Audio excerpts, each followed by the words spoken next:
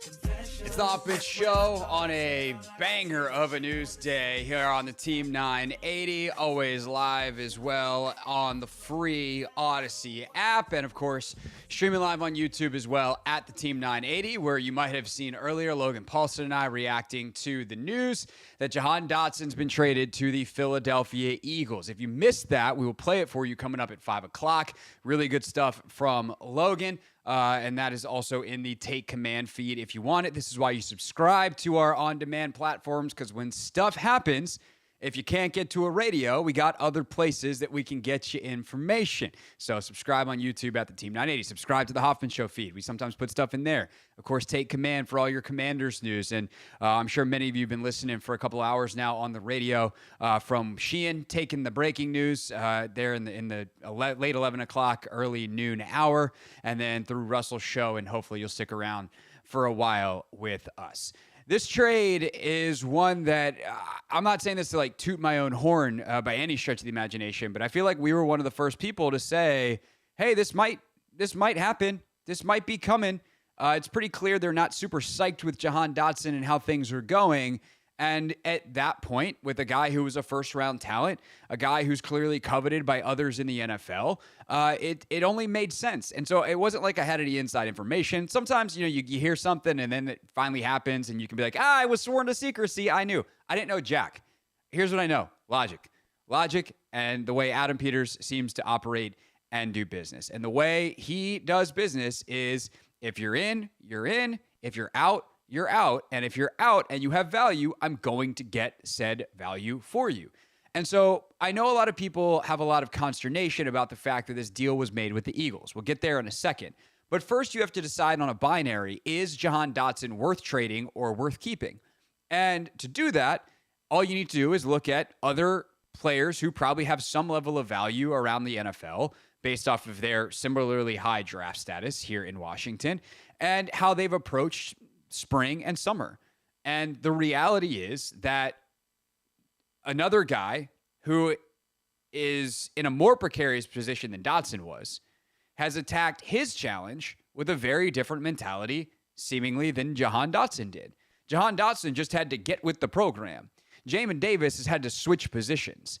And Jamin has attacked that challenge in a way that has completely changed his fortunes with this franchise. He still ultimately is going to have to produce and show progress, and they're not going to do it just because he's trying really hard. But on a baseline level, to play for Dan Quinn, and for a baseline level to play on a roster, to make a roster that is put together by Adam Peters, you have to try your you-know-what's off. And Jahan Dotson, I don't think they thought was doing that. And to stop here for a moment, I don't think Jahan Dotson's a bad dude. I don't think Jahan Dotson's not a competitor. I've talked to Jahan Dotson enough that I think that there is a burning desire within him. I think he's really intelligent. I think he wants to be great. But there is a disconnect, I think, between some of the, hey, I want to, versus what it really takes at the highest levels, which is a burning desire to need to, a refusal to not to. And those are two different things. Like, I want certain things, but in order to achieve them, I'd have to do other things that I don't necessarily want to do.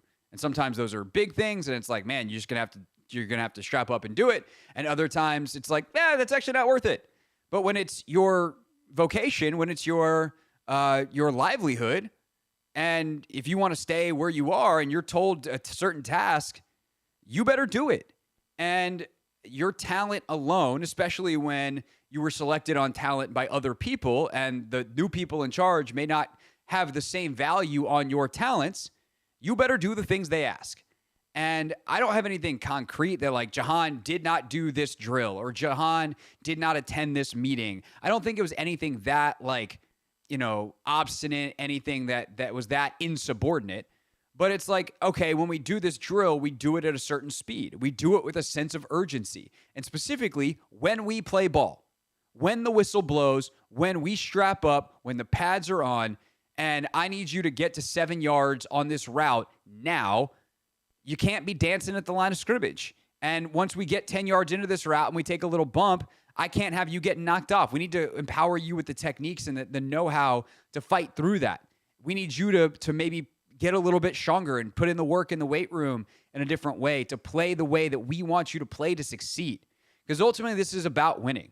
And yes, that winning starts with cultural fit. And I know that some fans laugh at that type of stuff. And it's funny. We have, like, at this point, probably almost 10,000 views on our live stream from earlier that Logan and I did, and 200 comments. And there's a bunch of them that are like, oh, culture, like, this is so stupid. I mean, I don't know what to tell you if that's what you think. You think the Patriots don't have a culture? You think the Chiefs don't have a culture? You don't think teams like the 49ers that have made multiple Super Bowls, even if they haven't won one, have a culture? You're just wrong. The Warriors in the NBA for years, LeBron isn't an instant culture changer wherever he goes. You think these teams don't have a high standard, a way of doing things, an identity that maximizes their talent? That's what culture is. And Jahan Dotson didn't fit the culture here. And that's okay. That doesn't mean Jahan Dotson's a bad dude or a bad player, because I think he fits in Philadelphia. He's a kind of freaky athlete. He's got outrageous catch radius for a guy his size. He's really fast. He's got like legit 4.3 speed. He's twitchy.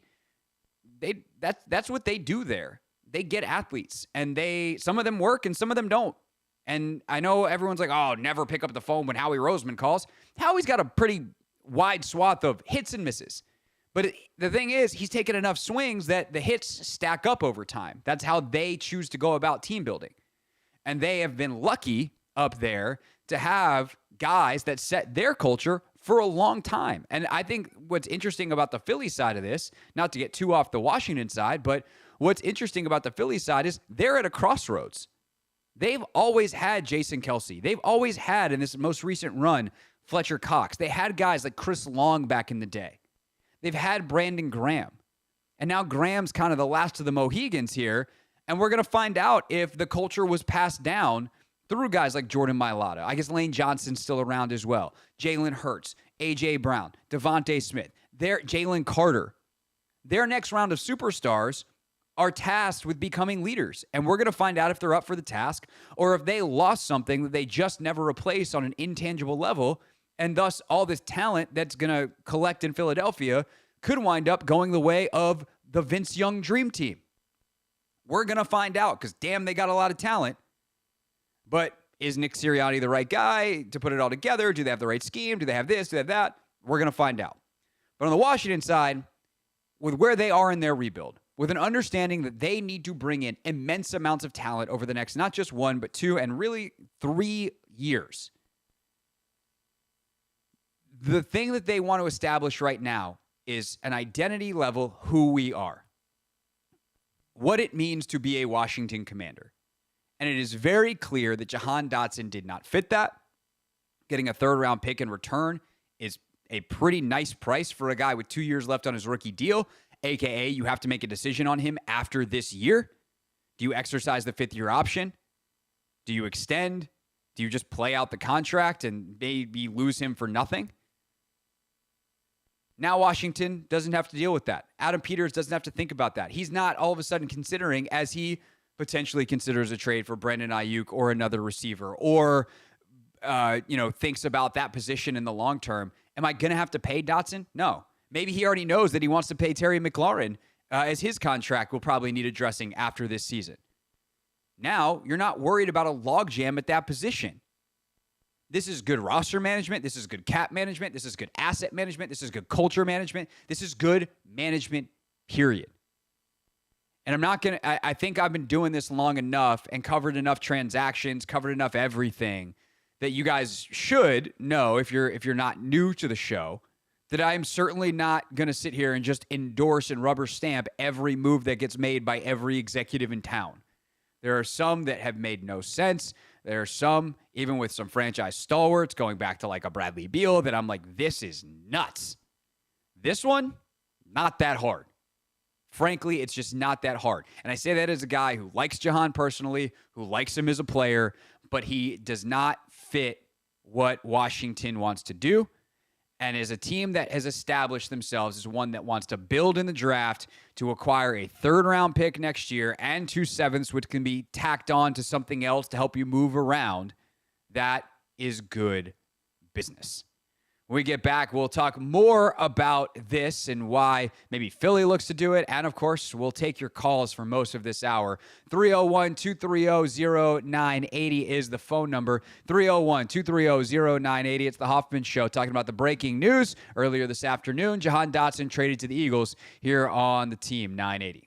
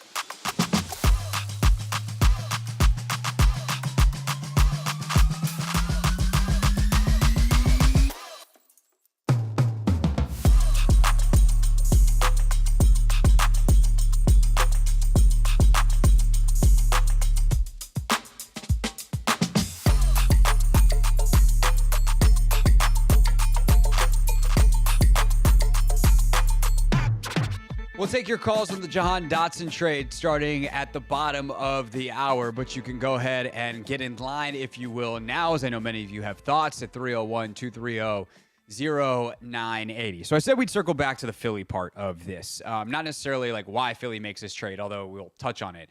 But there's kind of a two-part thing here in regards to the Commanders trading Jahan Dotson to the Eagles. There's one. Should you trade Jahan Dotson? And I think in the first 12 minutes of the show, 15 minutes of the show, whatever it was, I laid out pretty clearly why I think that's the case. He doesn't fit what they want. And if he doesn't fit what they want, the sooner you trade him, the more value he's got. He's got 2 more years left on his contract. You get a third now. If you try to do this next year, even after the season, you're getting maybe a 5th, probably a 6th round pick for a guy with only 1 year remaining on his contract that you need to pay. So now, 2 years, cool. You get more value. You get the third. You do have to give up a 5th, but, voila, you get the highest asset in return. The other part of this, though, is the in-division part. And I'm going to put this as plainly as I can. I don't care. And I don't care because I don't think it matters. Yes. Are you going to have to face Jahan Dotson directly twice this season? Yeah. Clearly, you don't think that that's that scary, because if you thought he was an incredible football player that you couldn't bear staring or facing twice a year, you probably are not trading him. But let's say even they say, hey, look, Jahan, he doesn't fit with us, but we know he's a good football player. There's a reason Philly wants him. We get it. All you should be concerned about as a general manager, and I think Adam Peters is about as good at this as anyone. There are others who are certainly right there with him, but Adam, none finer than keeping his eyes on his own paper. Your concern as a GM is to make your team in any sport as good as possible. The reasons are many, but the number one is everyone else is unpredictable. And by the way, so are you. So are you. Because what happens if you trade Dotson? I'm not wishing this. Knock on wood, this does not happen. I would like the Commanders to beat Jahan Dotson and the Eagles twice this year. But what if Jahan gets an injury in his second practice in Philadelphia? Now you don't have to face him twice a year. You don't know. And so all you can do is make sure that if there are opportunities that come your way as a football team, as a basketball team, as a baseball team, as a hockey team, as a soccer team, as whatever, that your team is as good as possible and as ready as possible to take advantage of them. You cannot worry about other teams. And if what you're doing is so impactful to another team that it's we can't possibly do that for them, then you probably shouldn't be making the trade in the first place. The asset that you have is too valuable to be traded. So if you've already decided we are going to make a trade, this asset is worth more to us as a value piece to trade than what they would be worth on the field, then it doesn't matter where they go. Your goal is to get the best possible return. Now, let's say you have 2 equal offers on the table. Would you not trade that in division? Yes, because clearly the other team wants something too. And why would you make one of your rivals better if everything else is equal? But rarely is everything else equal. I'd even say if I have a team that I'm trading with that I think is going to be bad and I'm going to get a pick in the top of a round versus the pick in the bottom of a round, but the pick in the bottom of the pick in the top of the round means I have to trade it within a division, I would do it. It is not even the first tiebreaker for me because I'm worried about me. I'm worried about my team if I'm Adam Peters. I'm not worried about what Howie Roseman is doing in Philadelphia. Yes, we have to play them, but the other thing is specific to Washington and Philadelphia and less hypothetical and more in the here and now is they're on different timelines. And if you can make yourself better when you want to be good in the future and you help them right now, okay, you were a good trade partner. And I remember talking to Will Dawkins about this summer on the Wizards side of it with the Porzingis trade. And I was like, well, did you care that you were going to get bashed because not that you handed the Celtics a title. Turns out he played a pretty darn big part, but the Drew Holiday trade, et cetera, they didn't know at the time that was going to happen. But did you care that people were going to be you made Boston so much better? He's like, no, we want to make Boston better. Otherwise, why would they ever want to do business with us again? I'm concerned about the best deal I can get for me on my timeline. And if it helps them right now, duh, because it's going to help. Why else would they be making the trade? Teams don't make trades out of the goodness of their heart. And what you want to establish yourself as a general manager in the league is someone who's willing to do a good trade. Someone who genuinely is someone you can call. And it's hey, I've got this thing that I think can help you. You've got this thing that can help me. Can we come up with a deal? That is a good reputation to have in the NFL. And yes, has Howie Roseman probably at times gotten the better of GMs in trades? Sure. But I also think sometimes the Howie Roseman Eagles narrative is a little overstated because what essentially what Howie's doing and how he has done in the draft, for instance, is he takes players a lot of the draft people like. And so if draft media is like, oh, that's my favorite guy in the draft, Howie Roseman, the Eagles, A+ again. And it's like, okay, yeah, sometimes that's worked out really well. Sometimes it hasn't. Because like regular evaluators in the league, draft types on I'm not even saying on social media, like guys that get paid to do this. Matt Miller at ESPN, my guy Trevor Sickham at PFF. Like, they're paid professional evaluators. They're just not, they're paid to do it in a media realm in a more general sense versus specific to a team. And thus they don't have a necessary win-loss record by the end. And they have less control how that player is ultimately used. And so whatever, like you guys are adults, you understand that. But sometimes you're right and sometimes you're wrong. But on draft day, the Eagles get great grades because Howie Roseman's evaluations seem to be very in line with a lot of the media types. They seem to value a lot of the same things. And it's in part because they like we all love the freaky athlete, the 4.39 speed defensive end. It's like, oh yeah, he's 239 pounds too. We'll figure it out. We'll see. We'll see if Nolan Smith is good for Philly this year. Everyone loved the Jalen Carter pick, but there's a lot of teams that were like, well, we don't know with this legal situation. Howie was like, I don't care. Easy A+ on the grade. And so just because it's in the division, just because it's Philly, just because it's that, it doesn't matter if it works out for Washington. Because let's say next year they go into that draft and I don't know. I'm trying to think of a good position that they let's say they go take a corner. Let's say after this year, hey, thanks BSJ, we're good. Because I think Benjamin's Juice is in the last year of his contract. And they go draft another third-round corner. And that guy turns out to be a stud. That guy turns out to be Dan Quinn's next Richard Sherman. That guy worth Jahan Dotson? Hell yeah, he is. They go draft a safety. They go draft a linebacker. They go draft a whoever it is. Next year, with that third-round pick, that has a gold commander tag, that is a stalwart for this team. That's how this team wants to build, is through the draft. And so if you're Terry McLaurin, if you're John Allen, and you get your marching orders from the new crew, and you're like, hell yeah, let's go. If you're Jamin Davis, and you're told, hey, you're a defensive end now, I need you to attack this with relentless pursuit, with just an absolute animalistic type of enthusiasm. If you're Cole Turner and you're told, hey, man, we watched your tape. We like your traits, but we don't think you play very hard. You're going to have to play hard to make this team. And you come out every single practice and you play like your hair is on fire. That's how you make the Commanders now, especially this year, when they're trying to establish who they are for the next decade. And Jahan Dotson didn't do that. And once you make that determination, it doesn't matter where you send him. Because what you get in return is the most important thing. And I have no doubt that Adam Peters didn't take some inferior deal from a division rival just to move off a player. No, he took a deal that he liked, and a third-round pick, along with the other draft compensation swaps, certainly is a fair trade for Jahan Dotson. That's my take. What's yours? 301-230-0980. 301-230-0980. We take your calls on the Team 980 listener line next on The Hoffman Show.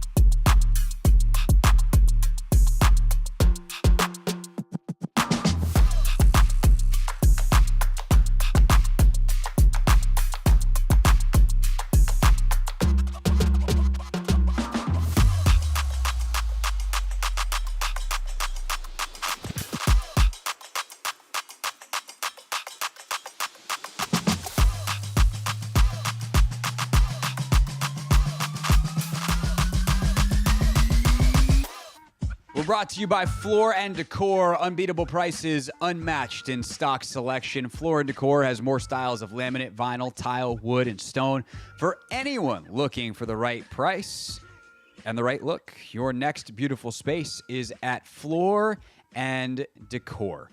It's the Hoffman Show. We're on the Team 980. We're always live as well on the free Odyssey app, and we are taking your calls on the Team 980 listener line. 301-230-0980. Jahan Dotson traded to the Philadelphia Eagles. What you think? Let's get things started with Fast Eddie. Eddie, you are on the Hoffman Show. Hey there, Mr. Hoffman. Thanks for taking my call, brother. Hey, I just wondering why we didn't try to wrap Dotson into a nice package and go get Ayuk. You know what I mean? I didn't think he was on the trading block, but obviously he was. I mean, to me, that would have been a nice chip to play. So, Eddie, I'm gonna answer your question with a question. Yes, sir. What are the attributes that you think the San Francisco 49ers look for in a wide receiver? No, I hear you. It's probably not their 100% makeup, but he's got a high ceiling. He's a nice young player. And again, just as a chip, it's not like trade for trade. You'd have to give more. You'd have to give a draft pick and all that kind of stuff. Money. But he doesn't fit their profile. We didn't go after him hard. He's like a proven. Yeah, I guess you're right. Yeah, and that's the thing. Another thing I was hoping you could touch on. Yeah, real quick, Eddie. Let me just wrap up that point real quick, because I totally get why fans are asking this, and it is a very logical thing to be like, they want a wide receiver. We have a wide receiver. We need their wide receiver. That wide receiver wants to be here.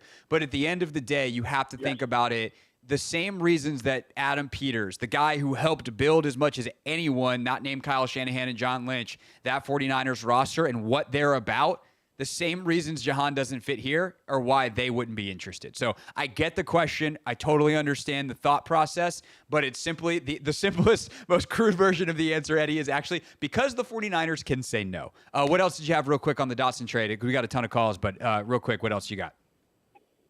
I was sad to see him go. I thought he had the best hands in the draft that year. We took him a little too high. But real quick, like, did any Riverboat Ron's first-round picks even pan out? That's just terrible, man. Legacy on that. So I'll shut up. But I appreciate taking the call, man. Absolutely. Thanks, Eddie. The Ron, I mean, right now the guy that probably is best of the first-round picks, it's either Jamin if he works out or Forbes. Still got a shot. Forbes could be a starter for you this year. I mean, Jamin had an up and down 3 years, but like Chase won rookie. I mean, Chase got the best one just because of the 1 year. I don't know. Yeah, it's an offer in terms of first round value. That's for sure. Which just I gotta say, Ant, the Ron Rivera, when they go win a Super Bowl with all my players and Sam Hauser, that quote looks better and hang it. I'm going to go back to France. Hang that bleepity bleep in the freaking Louvre. Oh, unbelievable. Unbelievable. One of the least self-aware quotes in the history of the National Football League. I think that's why when anybody, from his era, like, gets cut or gets traded, all I can think about is Adam Peters' response to what his thought of the current roster was, where he took that long sigh, collected his thoughts, and then said, we have a few cornerstone pieces, but that's about it. I said, oh, my gosh. And then it happened. 301-230-0980, 301-230-0980. Let's go to Gary in Upper Marlboro. Gary, thanks for calling. You're on the Hoffman Show. Hey, thanks for taking my call. Greg, I agree with you 100%. I think that it doesn't matter because of the quality of the player. It doesn't matter that it's an in-division trade. Now, if it was someone that was a blue-chip player, you having a contract like a Brandon Ayuk, for instance, San Francisco would be crazy to trade in a division where potentially there's a team that could keep them from winning the Super Bowl, blah, blah, blah, blah, blah.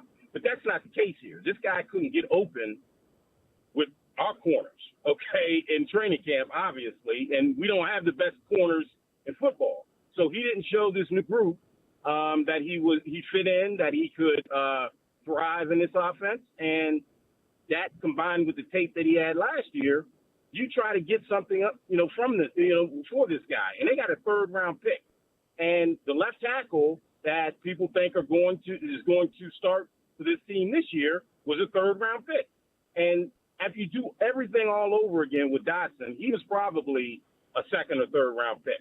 So I think it's a great pick. I don't have any problems with it going with Philadelphia, and that's it. Good luck to the kid. I mean, right. Wish him well, but it is what it is. 100%, Gary. Thanks for the call. It's a good summation of what I've been saying so far. I know we got some other folks that aren't as keen on it. Let's go to Shane in Oxon Hill. Shane, thanks for calling. You're on the Hoffman Show. Yeah, man. It's just crazy, man. How the fans and the media guys like you can turn your back on a guy so fast in the lame duck year with EB calling plays. Like, come on, man. The guy had 11 touchdowns over the past 2 years. Terry McLaurin has 9. Okay? Olamide Zacchaeus had 10 catches last year. Diami Brown had 100 yards last year for 12 catches, 100 yards. Okay? Now, you look at Chicago and see what they're doing for their young quarterback. They're putting pieces around them. Are we a better team without Josh Dotson? No. Without Jahan Dotson? No, we're not. So stop all the baloney, man. He wasn't killing up salary cap space. He wasn't. I don't care if he fitted or not. But one thing you don't care if he fits the team or not? No, it's supposed to be about talent. See, now we're getting into whether he's a good person or he's no, that's not what it's about. It's like, he won't run through a wall. Guess who's seen talent in him? Howie Roseman. He went to the Super Bowl twice. Okay, he won one. You think he just traded a 3rd round pick for a guy that he's the bum. You know how many rings Adam Peters has, right? No, Adam Peters never was the main guy there. He was the backup quarterback sitting on the bench. What guys can he finally say that he chose? Rings in New England, rings in Denver, multiple Super Bowl appearances in San Francisco. Listen, though. We traded Montez Sweat, okay? And now we have Cleveland Furrow, who had 2 sacks, and Dante Fowler, who had 2 sacks, okay? We have Austin Eckler, who is 30 years old. We gave up on a wide receiver, running back type of guy who was younger. Like, come on, bro. Kendall Fuller is in Miami, okay? You not understand that? Like, what are you talking about? Curtis Samuel is in Buffalo. These guys are going to good teams. Cam Curl is with the Rams. These guys are not just bums, bro. What are you talking about, man? They're going to good organizations. Sure. People see talent on the roster, bro. We had a terrible lame duck coach, and we have a guy, Adam Peters, who's bringing in bums, and everybody's like, just because we're bringing in new faces mean we're better. We're bringing in a bunch of bums. They're just new faces. Who's a bum? Cleveland Furrow sucks. It doesn't Cleveland suck. Furrow. Dante Fowler sucks. No, he doesn't. Sucks. No, he doesn't. They had 2 sacks last year. He had 2 sacks last year, bro. Okay. What are you talking about?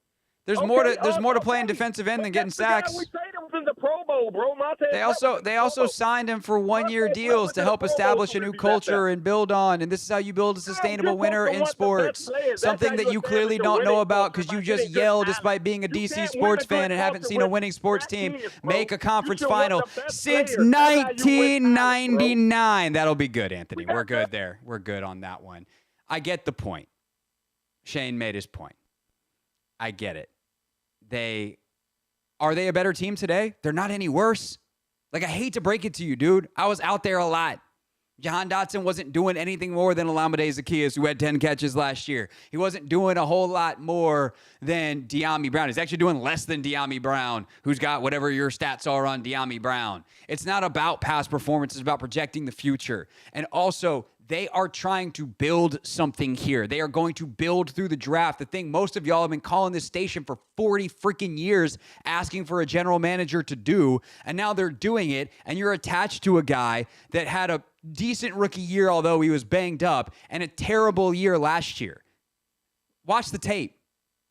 Dude doesn't play with the urgency and the physicality that you need to succeed in the NFL in an offense like this and to play for this team. And so Yeah, are there guys like Cam Curl's a good football player? Curtis Samuel's a good football player. Curtis Samuel, by the way, who's hurt right now in Buffalo because that's what happens. But they're older. They don't fit the timeline. There's a cap management element to this. There's a draft capital management to this. All y'all want to do, some of you, is play fantasy football in 2024.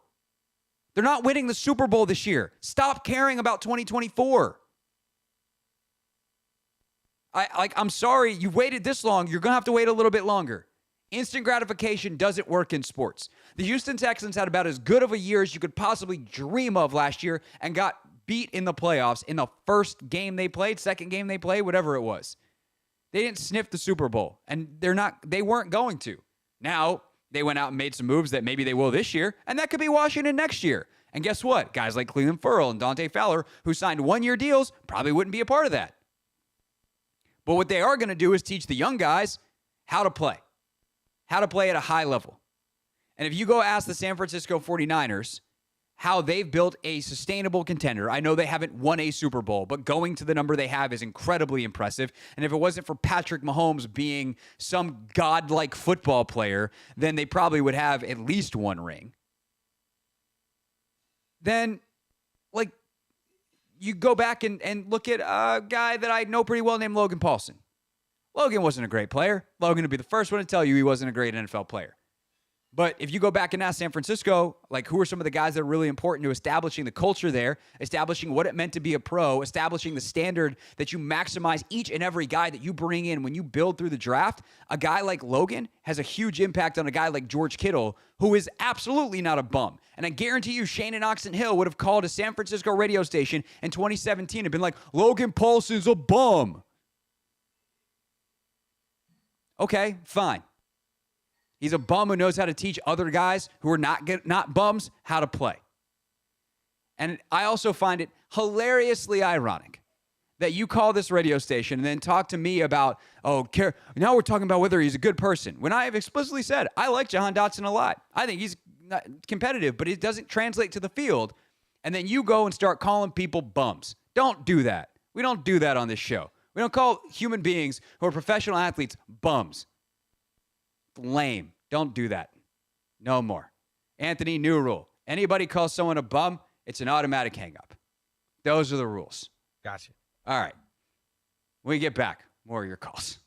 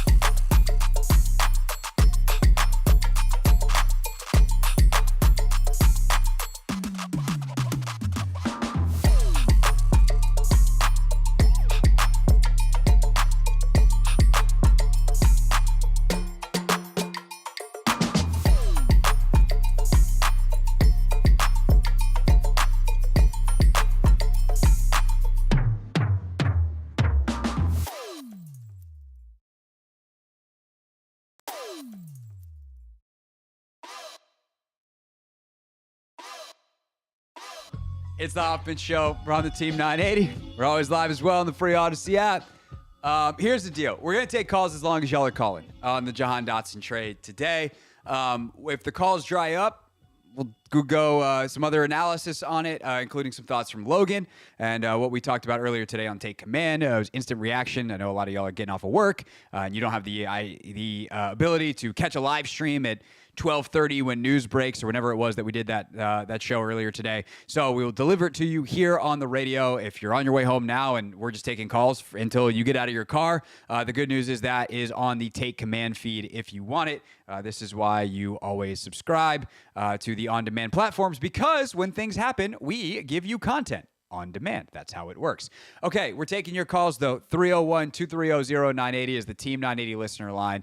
What do you think of the Jahan Dotson trade? Oh, boy. Marvin's on the phone. Marvin, you're on the Hoffman Show. Marvin. Yo, how's it going, Craig? I'm good, buddy. How are you? Good to hear from you again. Or is it good to see you? We're on the phone. I don't see you, but that's okay. Brother Hoffman, I'm going to have to call you out. I hate You to can do try. It, but I'm calling you a fanboy. I don't think you're scrutinizing Adam Peters enough for me. If I think about it, he doesn't deserve my straight allegiance like he's done something for us yet. Now, you say he's done something for other organizations. You know, great. I'm sorry. I just dropped that by accident. So I just don't see, this great, lineage that he has right now. But I'm going to throw this at you, just so you understand. Hold on. Marvin, I'm going to explain to you how journalism works. I don't care what he's done for me. I don't care what he's done for other people. I care what he's done. It's not about who you do it for. It's an analysis of the decisions made. I have a lot of admiration for how they built the team in San Francisco. I know that he was a big part of that. He was a part of teams in Denver that won a Super Bowl and went to another. He was a part of the New England scouting staff during the height of their dynasty. So it's not about whether he did it for me or for someone else. It's the fact that he's done it. So yeah, you don't get to poo-poo on his resume because it didn't happen for you. That's not how resumes work. Yeah, but I'm not going to also sing his praises like all of a sudden he's done this as a history for my squad. I want to see him do it for my squad before I heap all this praise upon him. I can understand saying, okay, I'll give him a chance. But I'm not heaping praise on the guy because he's done those things. He hasn't done them for me yet. But that's beyond the point. No, it's not beyond the point. It's not beyond the point. Okay, because the point is that I did not heap praise on him. I just evaluated the decision. I said, I think this was smart. This is why. He has a clear vision. I happen to agree with that vision. Based off that vision for the organization, this was a smart move. That's not heaping praise like some sycophant fanboy. That's analysis. I don't get why that gets twisted. If you disagree with the analysis, that's fine. But it's not about who you do it for or whatever. That's not that's how fandom works. I'm not a fan. I'm a journalist. But it feels like every time he makes one of these major decisions, it seems to be okay with you. And I'm just saying that I'm scrutinizing this to the 10th. I'm not feeling this trade to the Eagles at all. This is a quality player. He's not some real scrub or anything. This is a quality young man who got drafted in the first round 2 years ago, and now we're going to trade him inside the division with his arrogance, thinking that won't blow up in his face. This is a playmaker he's trading to him. I mean, a guy who scores touchdowns, and he's trading them inside the division for basically just swapping a third and a fifth. He needs to tax them heavy for trading inside the division. I'm like, well, if this is the trade he's going to make, he wants to get rid of Dotson. I'm not mad at him because Dotson might not fit. So Marvin, let's play this out. Let's play this out. Let's have some fun. Let's have some fun here on the radio. I'm gonna play Howie Roseman. You play Adam Peters. All right.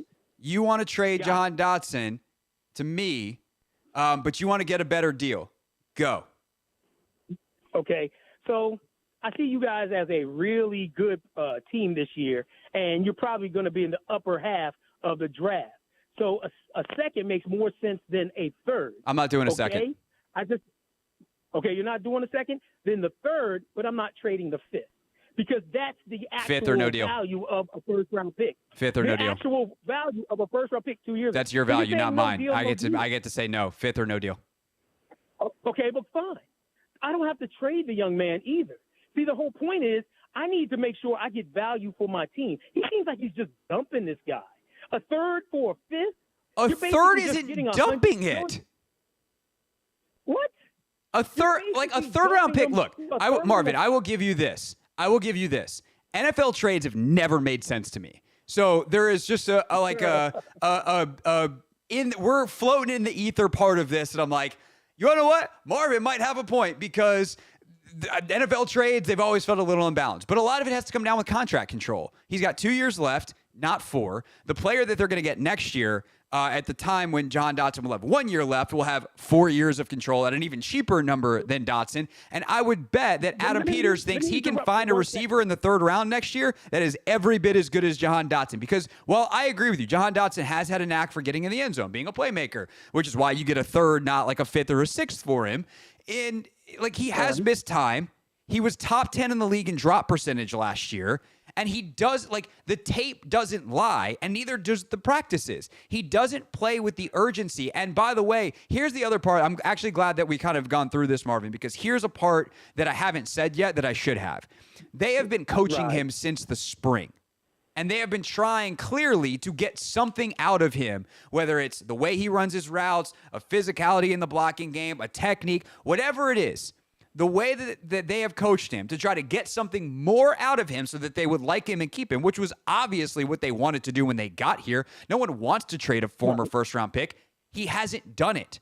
And we can sparse blame between the two sides, but it's very clear they can't get through to him. And at that point, what's the point in continuing to try if you can get value in return? I actually believe in everything you said up to the point where getting value for what he's worth. I'm just saying that what you think of what he's worth is different than what the league does. Because I guarantee you Adam Peters didn't take an inferior deal. He's not an idiot. Well, it feels inferior when you trade inside the division. So that's it doesn't matter. This is the second time he's done that. Yeah, it really does. It really does. When you got to play a team and you know that the easiest way to making the playoffs, and I'm not saying to make it the playoffs this year, but I'm just saying the easy way to make it the playoffs is being really dominant or really good inside your division. Because you got 6 of those games every year. When do you think the Commanders are making the playoffs? What? What year do you think the Commanders are making the playoffs? How many years from now? You think they're making it this year? I would love to think. Not with that offensive line. I told you about Brandon Coleman the last time I talked to you. Yeah, that was an adventure of a call. That one got famous on YouTube. It was great. You're probably right now, too. You're probably like, oh, I wish we'd have got Sumataya. But that's all right. No, I'm not, and he's going to start week 1. The point is, all right, that's Marvin. Thanks for your call as always. You're entertaining even if you're constantly wrong. Marvin is wrong on a comical level that I genuinely enjoy. So I hope people enjoyed the back and forth. Here's the thing, though. Anthony, I'll ask you the question since Marvin didn't want to answer it. When do you think the Commanders are realistically going to make the playoffs? I would say, I mean, it's different for the NFL. I think if he comes in, are you pulling a Marvin? Answer the question. All right, maybe at least a year or two. Right. At least a year or two. Right. I don't think how many years does Jahan Dotson have left on his contract? 2. Oh, no. Technically. Yeah, 2. This year and next year. Yeah. So let's say you make the playoffs next year. Okay, well, then you got through Jahan Dotson and the Eagles, or you see him there, and let's go party.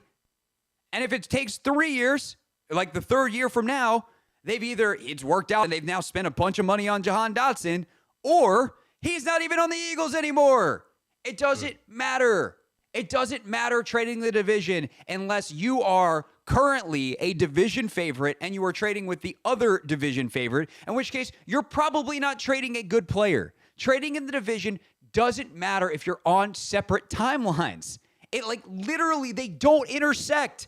The need to go through the Eagles realistically for this roster will not intersect with the time that Jahan Dotson is likely on the Eagles.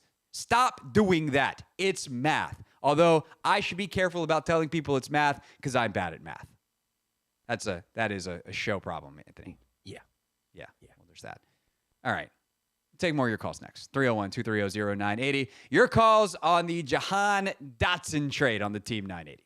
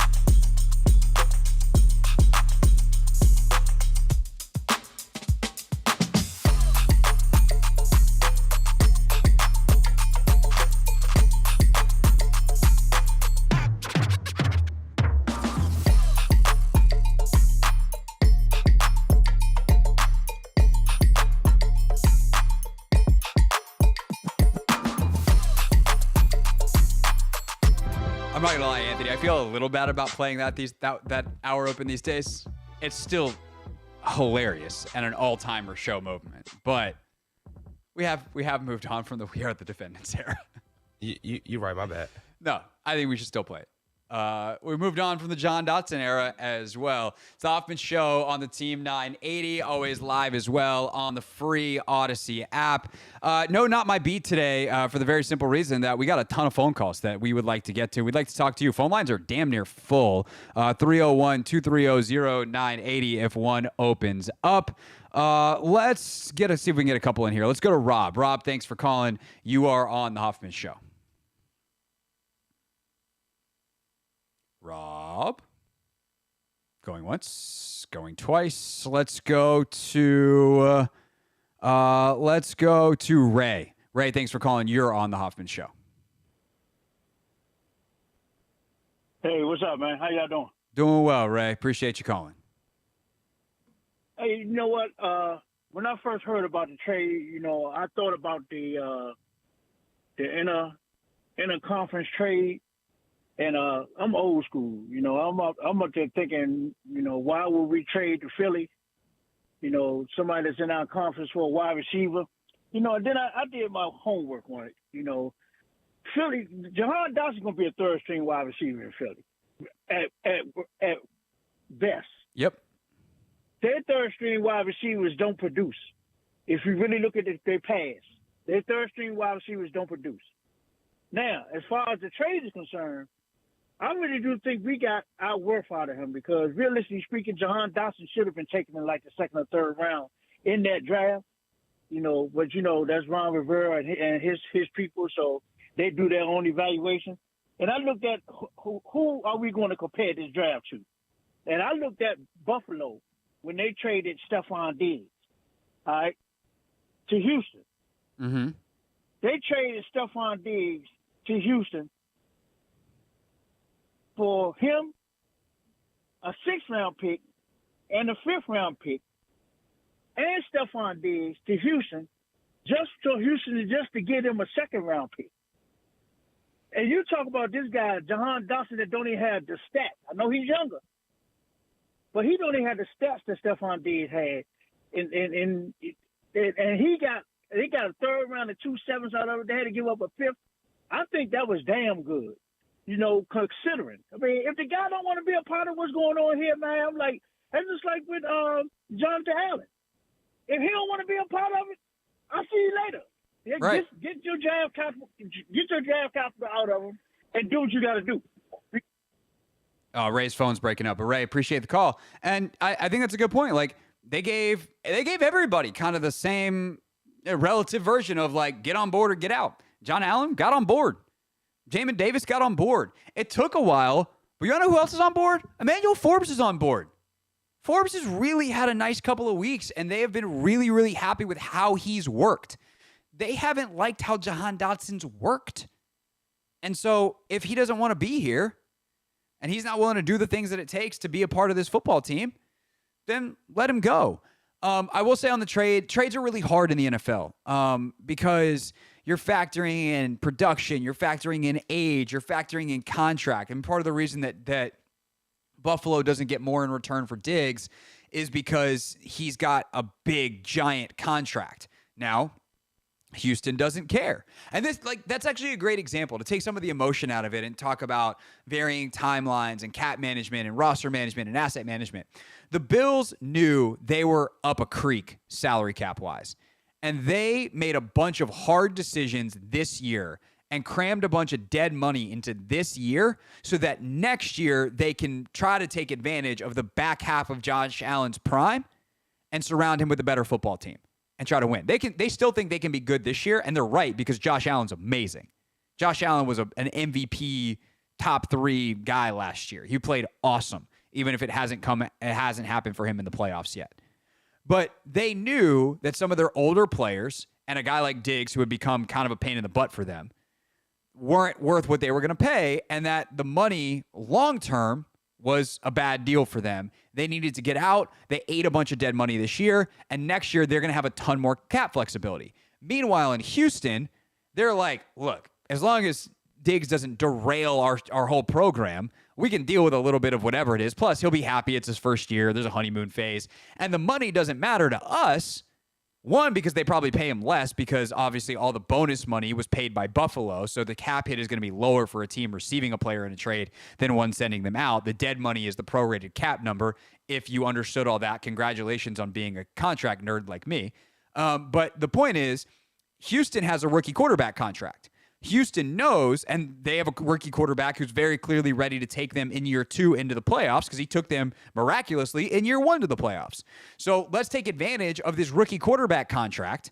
Let's get a high-priced wide receiver, which we might not be able to afford if we have a high-priced quarterback, and let's see what we can do until we ultimately have to pay C.J. Stroud, and then we're going to have to figure some things out a couple years from now. Teams on different timelines, who, by the way, we're going to be competing against each other. There's a great chance that the Bills and Texans face each other in the playoffs this year. But the Bills did what was best for the Bills.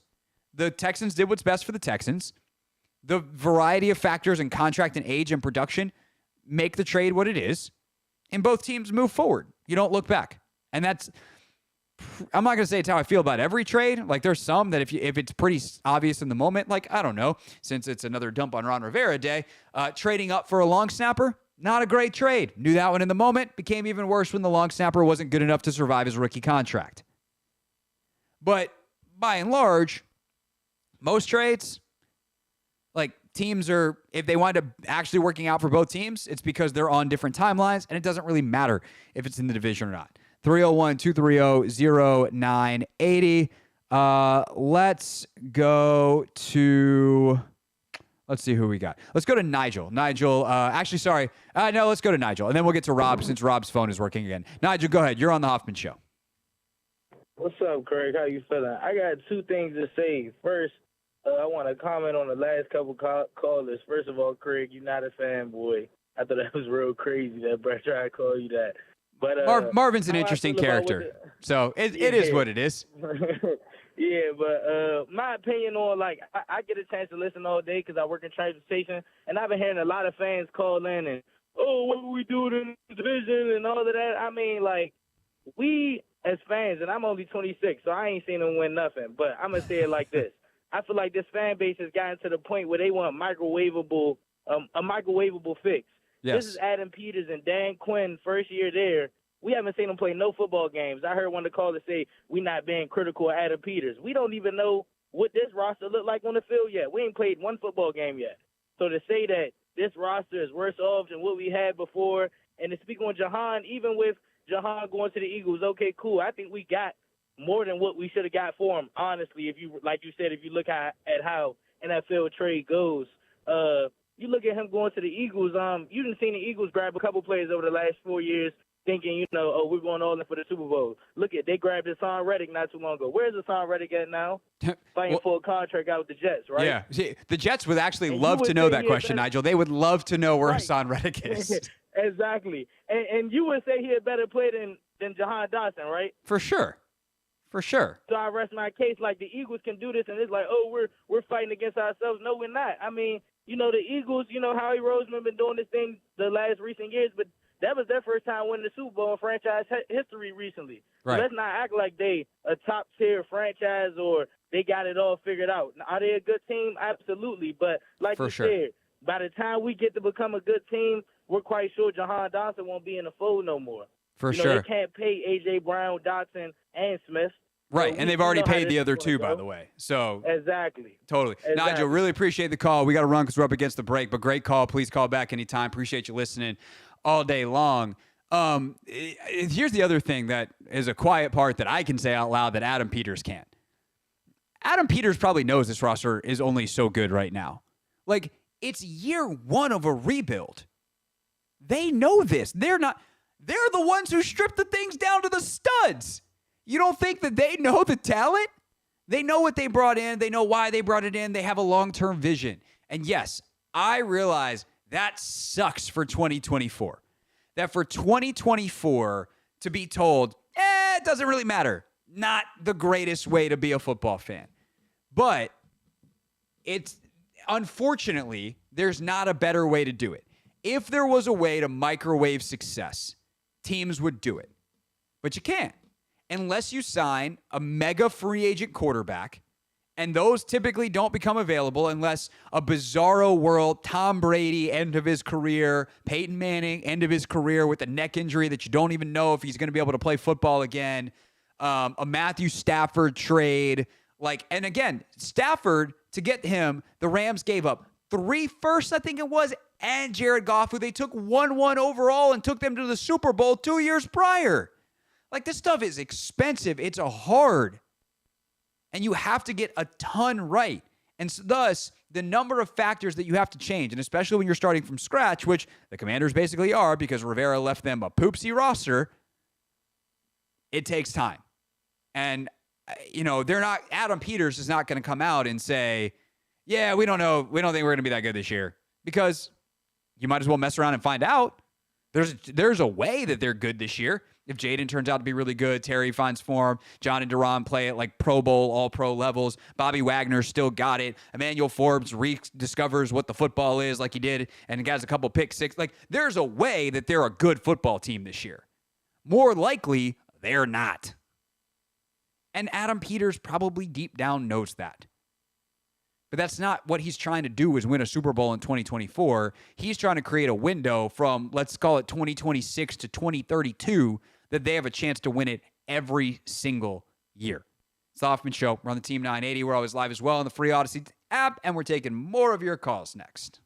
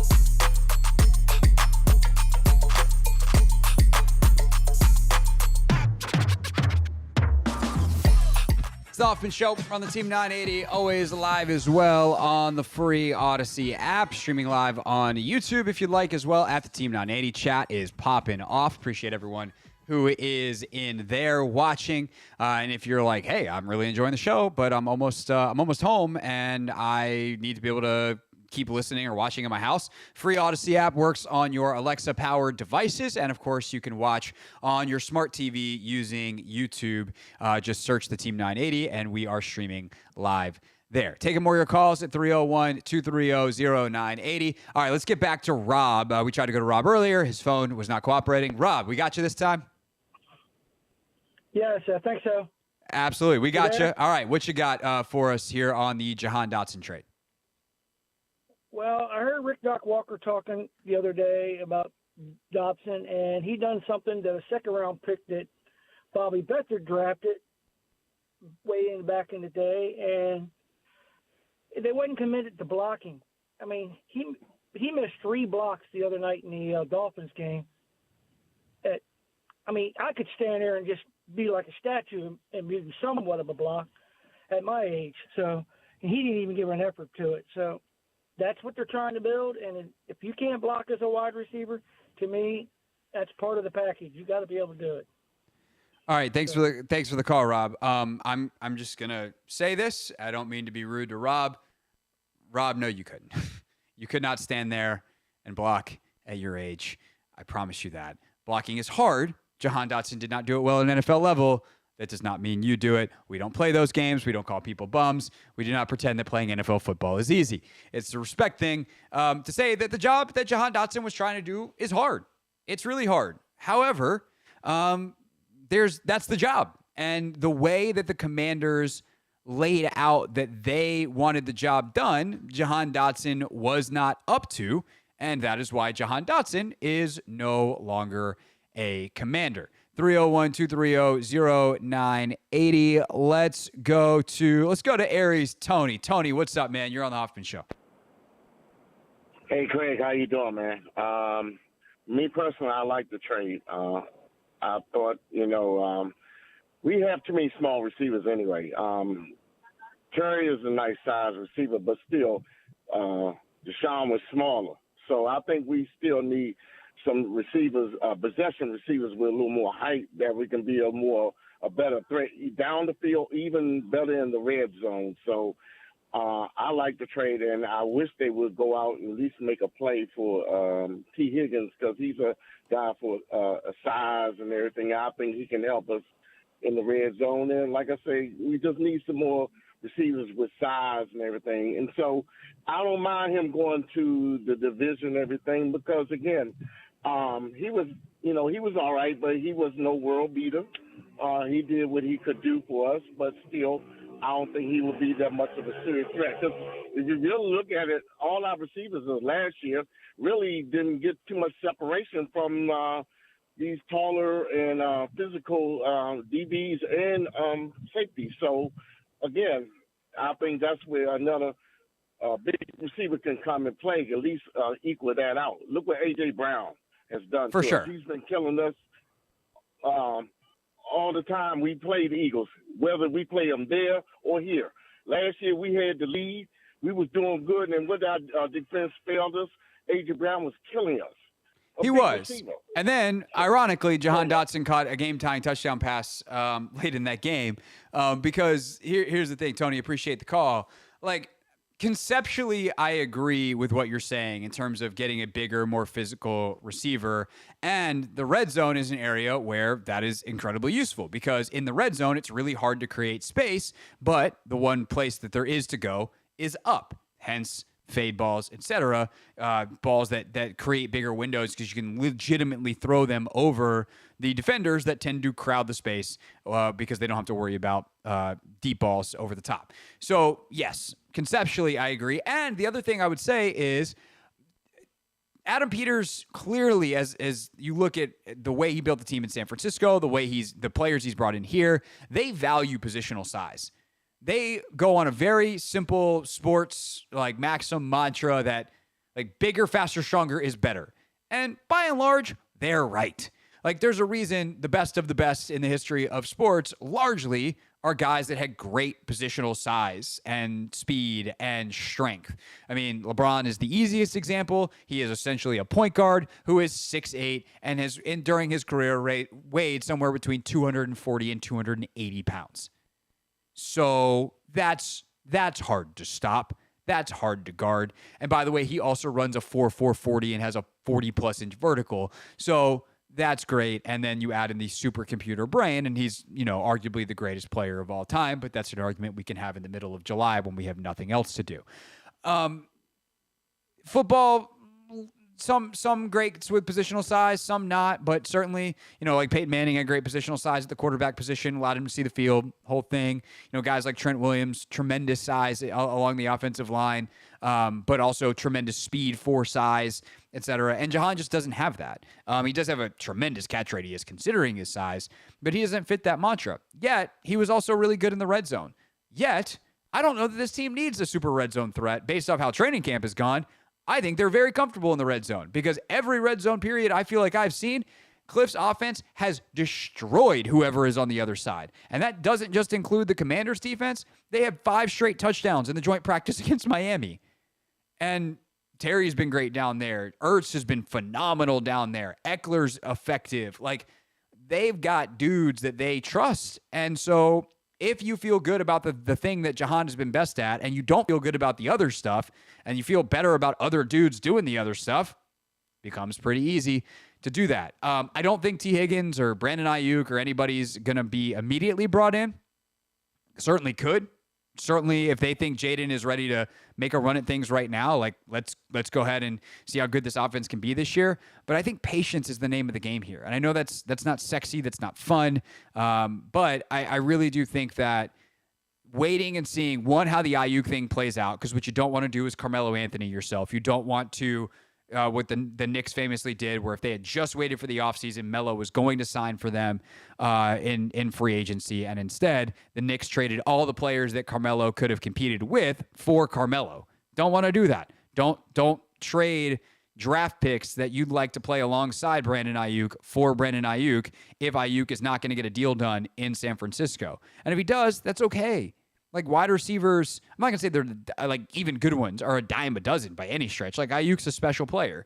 T. Higgins is also a special player. There will be special players in the draft. Wide receivers are easier to find than ever because of 7-on-7 and the proliferation of the passing game in the college offense. You're getting these tremendously talented wide receivers that are effective young in their careers, aka cheaply in their careers.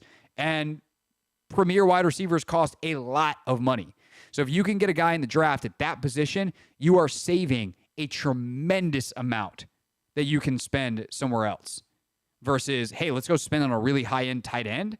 And what a high-end tight end costs is not that much more percentage-wise than drafting a tight end in the first round, let's say. So the positional value, if you can do it in the draft, is much, much, much, much, much better, and that's how Adam Peters would like to build. 301-230-0980 is the phone number. 301-230-0980. Phone lines are still full. So actually, nope, the phone lines are not full. They're about half full, meaning we will take the calls that are there, and we will take the ones that are about to come in because there are actually, for the first time in about an hour, phone lines available. 301-230-0980. It's Hoffman's Show, taking your calls on the Jahan Dotson trade next.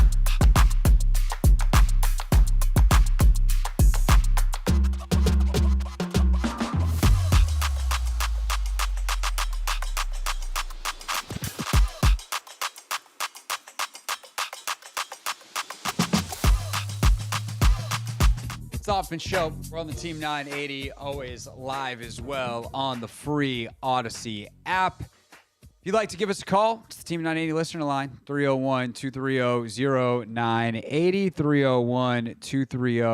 301-230-0980. Let's keep the calls rolling. Let's go to Terrell in Baltimore. Terrell, thanks for calling. You are on the Hoffman Show. Hey, what's going on, man? So, look, I like this trade for the long haul, like the long-term perspective. So, hey, if he doesn't fit right now, try to get what you can out of him as far as draft capital down the road. Because, right now, Terry is getting paid, but who knows how long we'll have him before we got to repay him, or do we have to look at him as bait to get more draft capital down the road right before we pay Daniels coming off of his rookie contract, and then hopefully we got enough draft capital to bring some younger wide receivers in who are then cheaper, but a really good quarterback can make those young wide receivers pop. So I'm hoping that moves like this show us what they're looking for the long term. If we pop now, great. But I think they're looking at it not only from a talent perspective, but from the long-term perspective, too, because they know eventually Daniel's contract is going to be crazy. And then to have big-time wide receiver salaries on top of that, it doesn't work well. So, hey, if we can get draft capital now to help building and get some other pieces, a third-rounder is absolutely a starter. You know what I mean? Yeah. And if you're thinking about that, and if you're getting some late-round draft picks, maybe you trade up, or you maybe trade those for something else. But I'm thinking they're thinking long-term there. So I wanted to get your thoughts on that. No, it's 100% the correct way to look at this. I really appreciate that call. And I just double-checked this to make sure I was right. They're probably going to have to make a contract decision on Terry this year. Terry is entering this is the third of a 4-year contract. Next year, he has a $23.6 million cap hit, $15 million base. You can cut him after the year. Not that I think they will, but you cut him for, it says 11.2 after the year, dead money, but you'd have like pretty significant cap savings. You'd have, I think, 12 plus then cap savings. This year, you could spread that out over 2 years in terms of a post-June 1 cut, however you want to do it. But more than likely, Terry's probably going to have a pretty good year. And because if camp is any indication, he and Jaden are getting along great. And you can give him like a 2-3 year extension. And now you can do that without having to think of Jahan Dotson on the exact same timeline. And that's another underrated part of this, Terrell, is Jahan had 2 years left. And so let's say you give Terry an extension. Let's call it a 2-year extension after this. Well, then he's going to be 33, I believe, by the end of that extension, which you're getting to like the end of his career. He's not going to get mega money then. And that's the time that you're going to have to then start thinking about paying Daniels. So you can give Terry significant money. You could probably even pay someone else, Ayuk, Higgins, whoever this offseason, big money if you make that decision that that's the direction you want to go, because you have this small 3-4 year window where Jaden's going to make rookie money, and then the 5th year option is like solid but not mega quarterback money, and you have this window for a 3 to 4 year contract to overpay at other positions. And not knowing that they're not going to do that for Jahan to recoup value, and during that same exact window you get a 3rd round player who is a starter on a rookie non-first round contract, you are 100% thinking about this the right way. Yeah, and that's the thing. They're thinking about stuff that, honestly, the typical caller and fan, we're not in football talks with a professional team day to day with absolute everything, looking at what's happening on the field, and even from the management and administrative components. So we don't really have a clue of what they have to manage. And so I'm just hoping that these guys who have been doing it for years and have had market success with it know what they're doing, even with a guy that we might be emotionally connected to. That's all. 100%. Great call, Terrell. Really appreciate it. Call back anytime. And the other thing that I'll add to an even more complex, not complex, just another layer to it. They also know what the draft class looks like in 2025. Not fully yet. Obviously, things changed dramatically. This time last year, no one could have guessed that Jaden Daniels would be the 2nd overall pick. But they have a general feel for the wide receiver class in 2025, 2026, 2027. Like, football scouting departments are huge, and they encompass a lot of people. And so they know not only the draft classes, they know the free agent classes. They have relationships with players and agents and whatever, and they have a feel that, in a couple years, like that's a guy that we might be able to target because we know he's going to be looking at more money. Like they spend so much time doing future planning that it's not like they have one plan. They're like, we're going to do X and then Y and then Z. That's not how it works. But they do have, okay, we know we got a strong receiver class in free agency this year or the draft class this year. We're pretty sure with that third-round pick, like if we rewound a year ago and they had done something like this, and this was a smart front office a year ago, we've been like, oh, well, this receiver class is the most loaded receiver class we've maybe ever seen. So, of course, they're trading for a third-round pick and they can go get a receiver in this class. And maybe that's how they feel about next year's class because the way football is being played at the youth levels now, passing is prolific. A lot of 7-on-7. A lot of really specialized, high-caliber wide receivers that are getting route running training and all this stuff at younger ages. And they get to college football, and they get in spread systems, and they get a ton of reps, running a ton of routes, catching a ton of balls. And they get to the NFL, and they're ready to contribute year one. And if you can get a guy who's pretty polished and ready to contribute in year one in the third round and pay him $800,000, or you can get Brandon Ayuk, who's definitely way better, but costs you $30 million a year, why would you pay 30x for 1.2x production?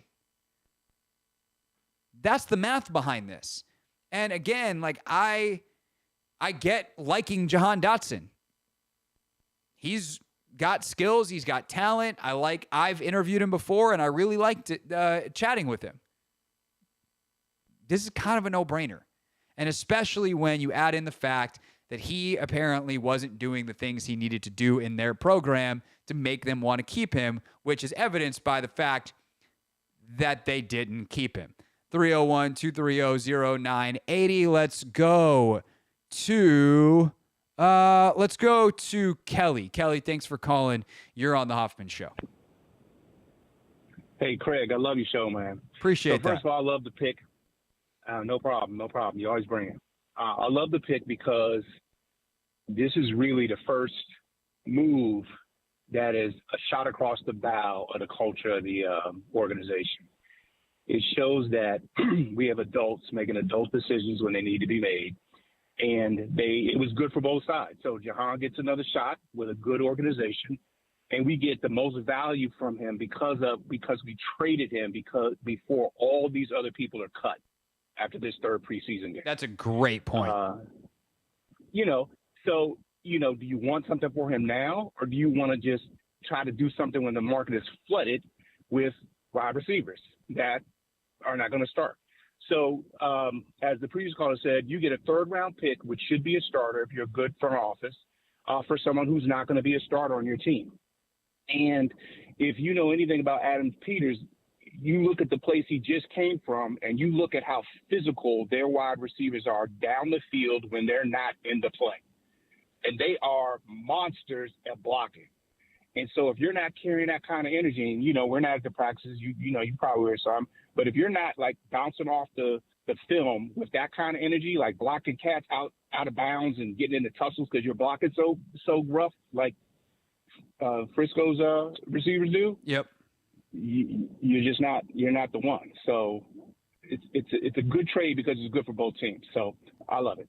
No, I appreciate the call, man. And that's how trade should work, is like two teams that have different goals, that have pieces that can help accomplish the other's goals, get on the phone and say, hey, help me help you.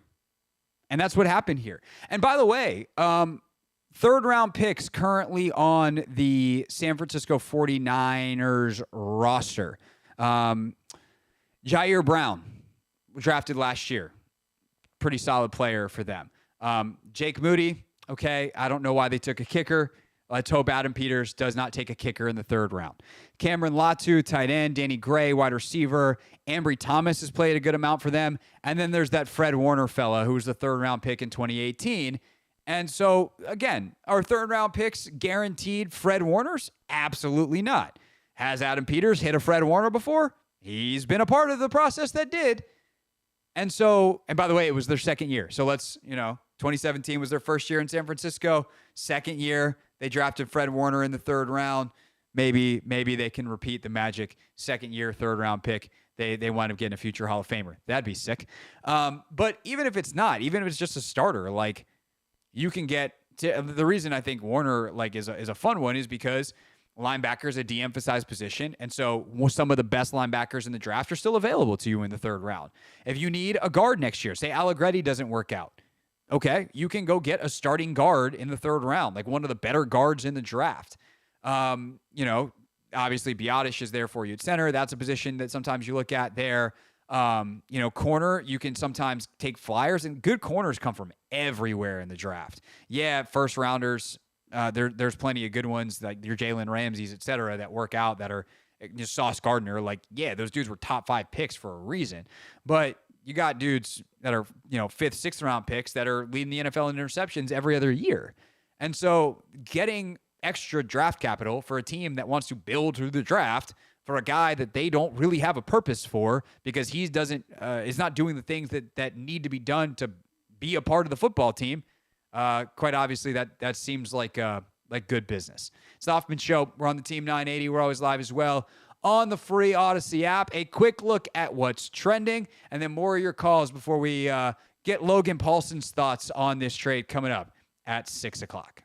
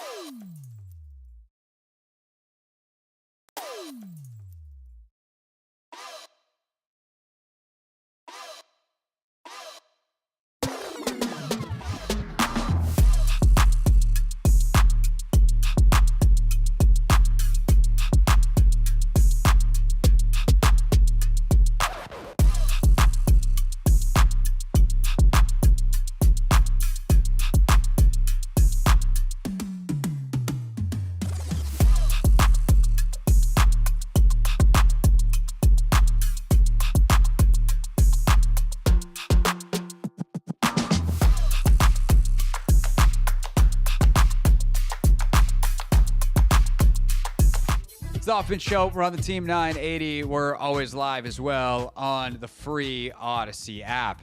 And we're taking your calls on the big trade of the day, Anthony. We're doing it.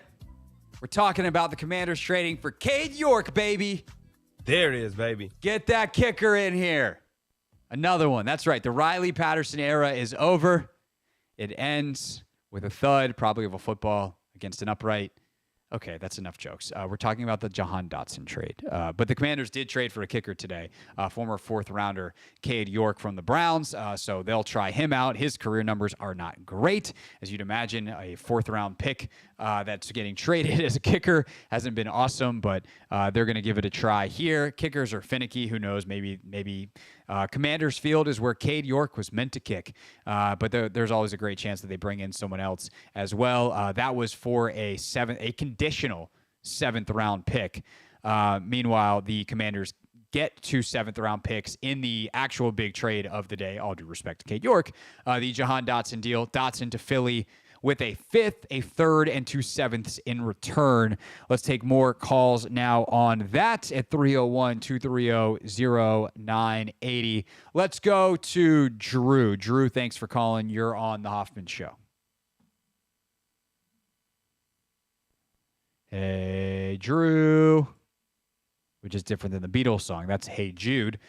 All right, going once, going twice, going gone. Let's go to Mill. Mill, thanks for calling. You're on the Hoffman Show. Hey, thank you, Hoffman, for taking my call. You got it. Yeah. Can you hear me? Yeah, can you just make sure your radio's down in the background and we're all good to go? Yeah. You good? Yep. All right.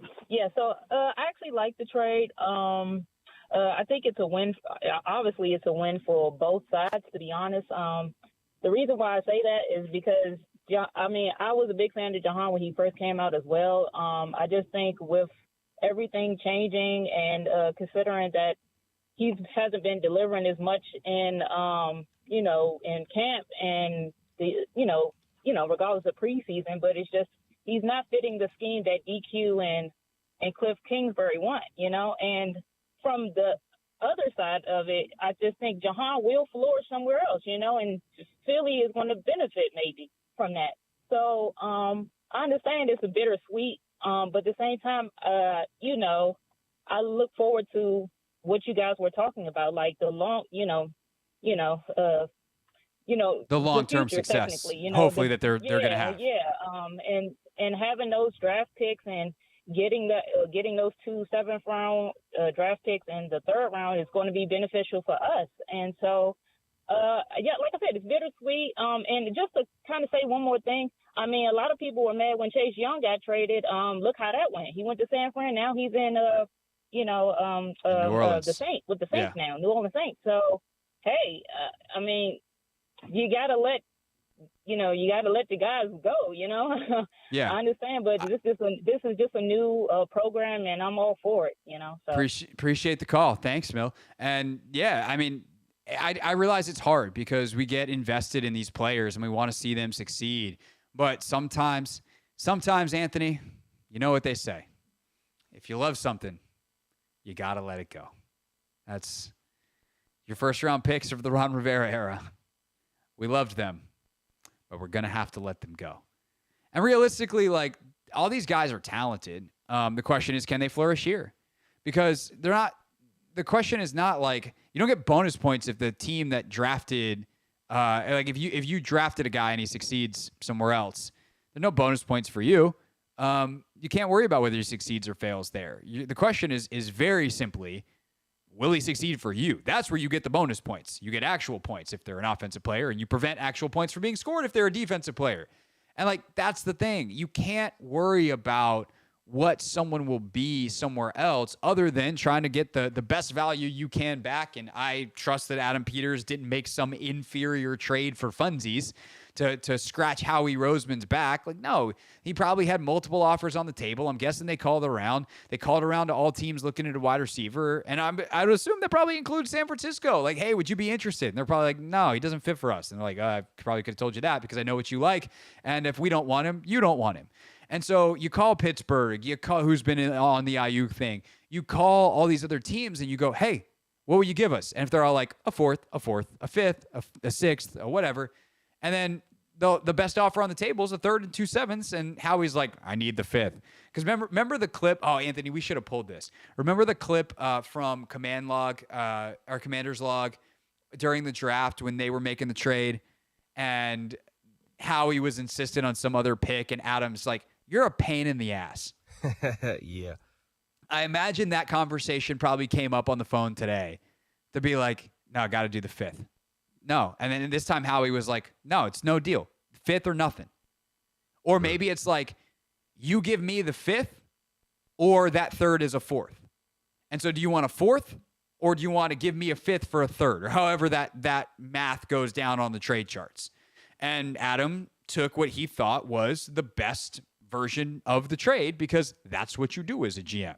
301-230-0980 is the phone number. Let's go to Rich. Rich, thanks for calling. You are on the Hoffman Show. We got Rich, Anthony? All right, we got you now, Rich. Sorry, that was on our end. What you got for us? Now this is on Rich's end. We seem to have lost Rich. Going once. Hey, Rich. Going twice. And goner. Let's go to Reggie. Reggie, thanks for calling. You are on the Hoffman Show. What's going on, Craig? Love the show, man. Appreciate that, Reggie. As a fan, man, this really kind of shows just how bad as an organization we was the last 3 or 4 years. Again, nothing against Ron. I think if he was just allowed to coach, I think he'd have been okay. But the people that we assembled in the front office, the people that we, it was in charge of like talent evaluation. I mean, think about it. Like most of the time, you come in, you may get rid of a couple of players because you want to get, air quote, your own guys in.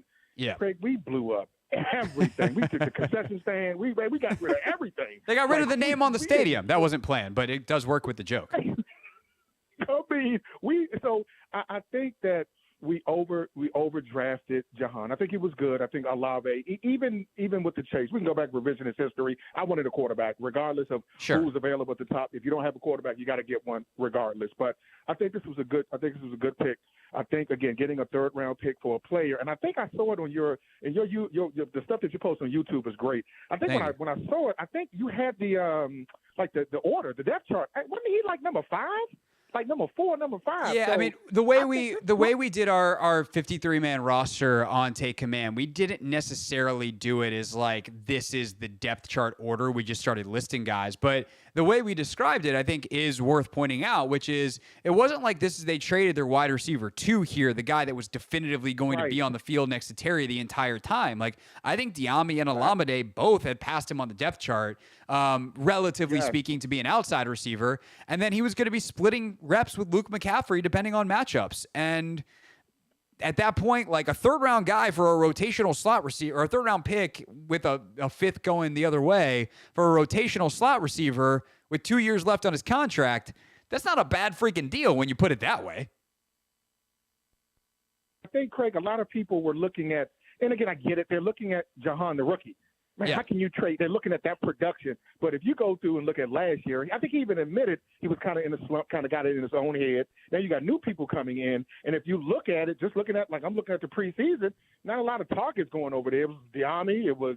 It was Terry, tight ends, even though he only threw, 10 out of 12 passes. But you can, I mean, if you're looking at it, you can, again, the trade, I don't want to say I wasn't surprised because I was kind of surprised.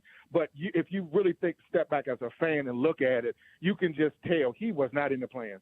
And so I appreciate the grown-ups in the room. They're not holding on to something and trying to put a square peg into a round hole. And I think one of your callers mentioned it previously. If you look at San Francisco's wide receivers, they are all physical. So if you're not even blocking, and I don't know if you agree with this, I think blocking is more effort. I get it. You may have to have some type of, physical ability. But for sure. It's effort, it's technique. There is a strength element, but you got to have one, too. Yeah. No, 100%. And I just don't think, I don't think he had the want to. I don't think that was just kind of in his DNA to be a blocker. So, and that's thanks for taking my call again. I love your show. I love your stuff that you put on YouTube. So just keep up the good work. I will do my best. Thank you. I really appreciate that, man. And what I'll say about this in quote unquote defense of Jahan is, I don't know that that's not in him. It just wasn't coming out of him. Like, that's the thing that will always miff me about Jahan Dotson's burgundy and gold experience is there is a fight in that kid, and there is a competitor in there, and it just, for whatever reason, I don't know whether EB sucked it out of him and the beatdown that was being a part of this offense last year under his coaching, but you think then that, oh God, here comes Cliff, fun dude, DQ, the way they compete, new lease on life. It certainly Terry's gotten it. Terry's having a blast. Terry looks like a new human being this year compared to what he was by the end of last year. Terry's making, quips at the end of last year. It was one of the classiest dudes in the league, and he's like, yeah, I'm just out there running cardio. That's what happened to Terry last year. Nevertheless, guys down the depth chart. And with less experience and less attention on them. And Jahan, just never got reinvigorated this year. And I'll never know what that was about. Maybe he just needs a change of scenery. Maybe he didn't take to whatever, he thinks the running through the bags drill is silly or, whatever. I don't know what it is. And it surprises me. But it didn't work. And at some point when it's not working, you make a change. And that's what the Commanders did today. Logan Paulson and I hopped on immediately after this news was announced, not just recorded, we were live on the Team 980 and 106.7 The Fans YouTube page to discuss, and because a lot of you were, working at 12 o'clock today, God forbid you not be able to join a live stream. We thought we'd play it for you here on the radio. So Logan's take on the trade next. It's the Hoffman Show on the Team 980 and always live as well on the free Odyssey app.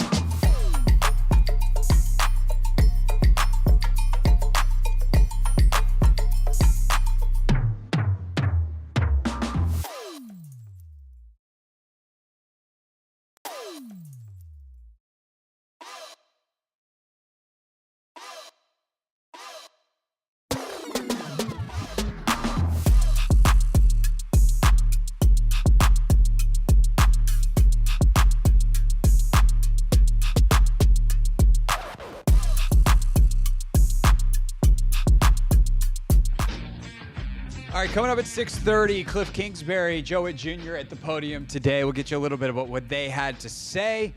Tomorrow, I believe Dan Quinn speaks for the first time since the Jahan Dotson trade, so you'll hear what DQ has to say tomorrow. Clinton Yates with us tomorrow. A bunch of good stuff planned for the show, some stuff that we're going to do today that we had to push, and I'll tell you a little bit more about some of the stuff that we have up on our digital platforms later on in the hour. But for right now, more on the top story of the day, the one and only story we've covered thus far, which is the trade from the Washington Commanders to the Philadelphia Eagles. Jahan Dotson, a 5th-round pick going to Philly in return for a 3rd-rounder and 2 7ths in the 2025 draft. And Logan Paulson and I talked about it pretty immediately after it went down. We wanted to let you hear it because, well, Logan's very smart. And, well, if you wanted to listen to me, then might as well listen to me talk to Logan. So here you go. A little take command, instant reaction style for you on the Hoffman Show. It's time to take command with former NFL tight end Logan Paulson and former Commanders beat reporter Craig Hoffman. What's up? Breaking news. That's what's happening. Logan there, Craig here. Jahan Dotson to Philadelphia. 3 2025 draft picks in return, 2 7th-rounders, 1 3rd-rounder, Logan, for the former 1st-round pick. And we, I think, have been on this pretty early saying, like, hey, the fit doesn't look great. Hopefully they can figure it out. But if they get the right offer, it seems like the kind of thing that Adam Peters would do. And, well, gosh darn, he did it in the division to Philadelphia. When you saw the news, what's your immediate reaction here as we're still within an hour of this breaking? Yeah, I mean, I think the thing that sticks out to me is just like I wasn't really surprised, and I think a lot of people are surprised when I say that. And I think it's just like you look at how everything's been handled this offseason, and credit to Adam Peters and Dan Quinn because they've done an excellent job. And I think when you look at let's start with Jamin Davis as a case study, right? Jamin Davis position switch, not looking great, but Jamin has attacked that with a uncharacteristic zeal or a characteristic zeal, and he's totally bought in. We've seen a change in Forbes, after kind of early does he fit? You've seen him change his play style and get much better. Big Phil, same thing, right? Best game we've seen him play against Miami. And all those guys were kind of, in terms of beat reporters, people were talking about trade. And I think the one thing about Jahan, and compared to those other guys, is you see a tremendous urgency to kind of adapt to the new coaching staff. And I think with Jahan, when you watch him play, again, let me just be clear. I like Jahan as a person. I like some of the stuff he does as a receiver. Obviously, I was very high on him coming out in the draft. However, when you watch him, compared to even the rest of the receivers in the room, there just seems to be a lack of urgency at times, And I think when you look at his production through practice and through the games, is he really offering that much more than a guy like Luke McCaffrey, who you've brought in? And a guy who, when you talk about Luke McCaffrey, one thing you'll never say about him is that he's not urgent.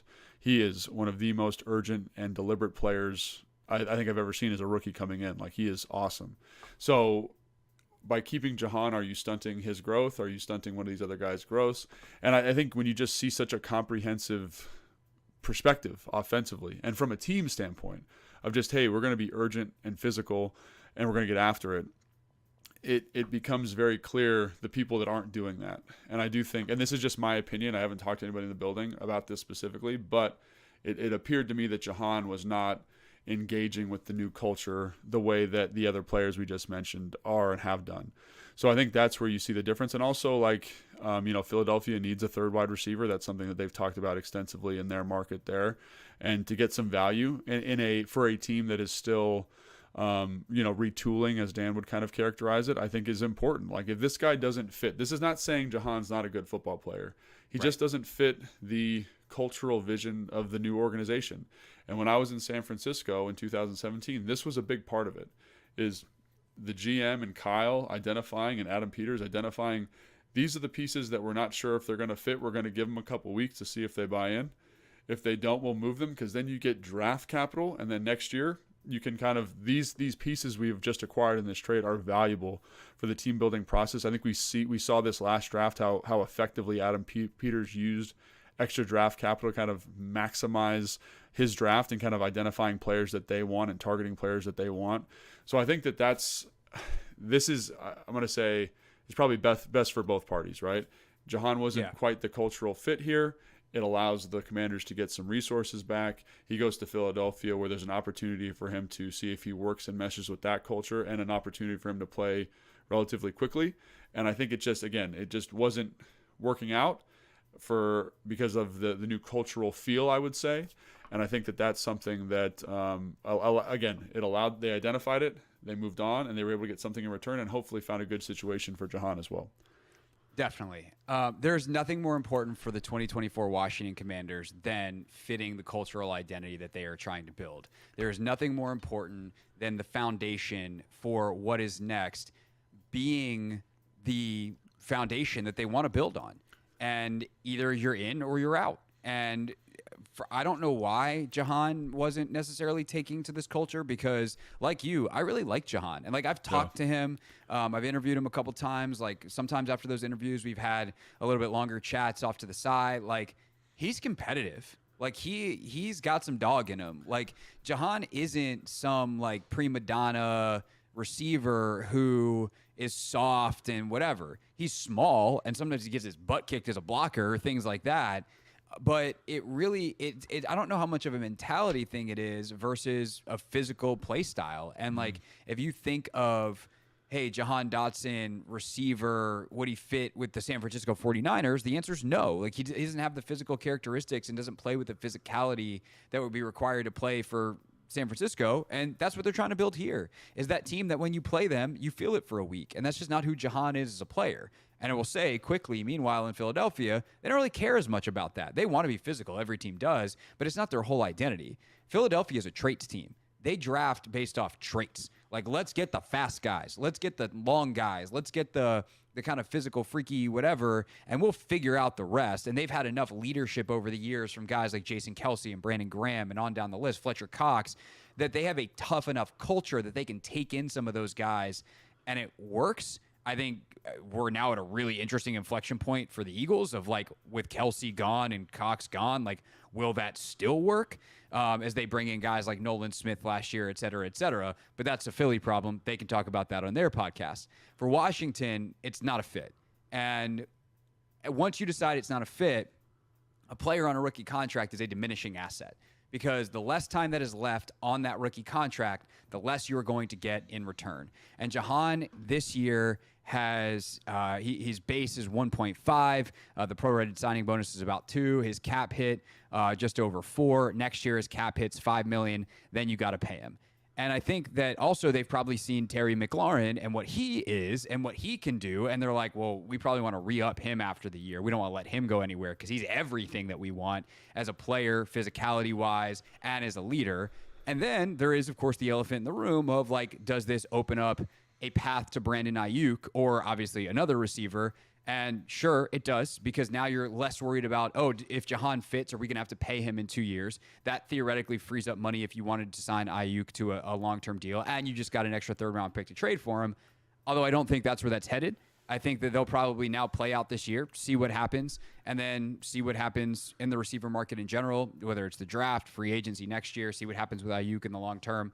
But regardless, they've given themselves more mobility because this is one less previous first-round pick that they're worried about re-signing. They've added a third-rounder, which is a massive, massive asset. And they also have done something they did, say, with the Sam Howell trade, where they eliminate the question that is looming over them. And it's something I appreciate that about this administration, Logan, is they are just a no drama. Not that it was a ton of drama, and it's not anybody's fault. Like, if anybody's fault, it's I guess ours, because we spend our days talking about it, but that's our jobs, so deal with it. But like, hey, this is a big talking point. Hey, this is a question. And if anything, I think it actually gives validity that it was a question for them. They've now answered it. Jahan Dotson wasn't the guy that they were hoping he would be, and so they maximized the value in return, and that's good business in the NFL. Yeah, and I also think there's something to be said, like, if the offer wasn't right, I think they got a third-round pick, right? Like, and third and 2 7ths, yeah. Like, that's not insignificant in terms of draft capital to move around. So I think, if it had been maybe a 4th or a 5th, and it wouldn't have been the right fit. But obviously, the Eagles had a need. They were willing to pay, in terms of draft capital, like what I would call something like a premium, for that. And I think that worked out 2 for the Commanders. So again, this is a tough thing because I think we all have become, fans of Jahan. We all wanted to see him succeed. Again, like I was really high on him coming out, but I do think like just in terms of watching practice and watching the games, like it didn't seem like it was working out for whatever reason. And you'd have to talk to Jahan, you'd have to talk to Dan, you'd have to talk to the receiver coach about why exactly that is. But from a 1,000-foot view, I think this is probably best, right? We get younger, hungrier players, guys that definitely fit the cultural identity of this team in place to kind of grow and develop and mature and have significant playing time this year and develop that relationship with Jaden. And I think Jahan hopefully goes to greener pastures in Philadelphia. That's not how always that works out, but hopefully that's how that works out in this situation. So again, I know a lot of people, people called me and talked to me already and were really upset, but I do think, my 1,000-foot view, just observational, no insider information here, is that this feels like the right decision from a cultural standpoint for the team, and hopefully it works out best for both parties. Yeah, I had a friend of mine who's in the national media text me and like, wow, like Jaden must be upset and this and that. I was like, well, the cultural stuff, I don't know. I doubt that, I doubt that he's upset. He's barely known Jahan for a couple months. I mean, I'm sure he's got a good relationship with him because Jaden seems to have a superpower to have a good relationship with anybody. But the way I explained it to them was like, this is in some ways a free year for Washington. Right. Like, this is year one of a rebuild. And I think that this year is designed to see where they are. Number one, most important question, where is Jaden? Is he CJ Stroud 2.0 in terms of his timeline? Is he someone that can actually get you to the playoffs this year if he had a better roster, next year if you give him the said roster? Like, they're trying to figure that out. But there's also enough holes on the roster and question marks on the roster that you're trying to figure out. What is De'Ami Brown? Is he a wide receiver 2 or a wide receiver 3, a wide receiver 4, a wide receiver 5, wide receiver not on our team? Like, you're trying to figure that out this year. You're trying to figure out guys like KJ Henry. Are they solid rotational pieces for us, or do we need to invest more draft capital there? Up and down the roster, there are positions where you either have older players that are placeholders, that are great foundation builders, guys like Ertz, guys like Wagner, that when you are competing for Super Bowls, hopefully 3 to 10 years from now, that they're not going to be here just based off age. And you also have another group of players, and this will, by the way, include Terry and John Allen and like the best players on this roster that were incumbents. They're trying to figure out, are these guys good enough to be our blue chip studs, or are we going to have to invest high capital, free agent and or draft to remake this roster around Jaden Daniels? And how long is that going to take? This is an exploratory year. And in order to explore the best they can explore in the future, they need as much asset or as many assets as they can get. And that includes cap, which now, again, you're not worried about signing Jahan in a couple of years. It doesn't free up much for now, but that's fine.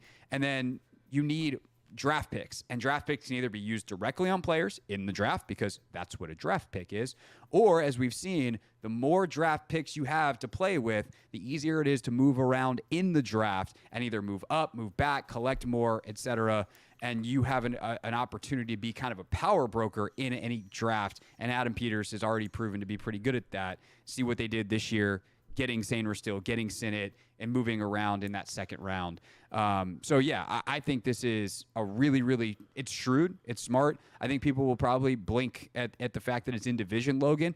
But at the end of the day, like, you have to worry about making your team as best as possible. You don't play defense on trades. You play offense. And I really commend Adam Peters for not being afraid to play offense here.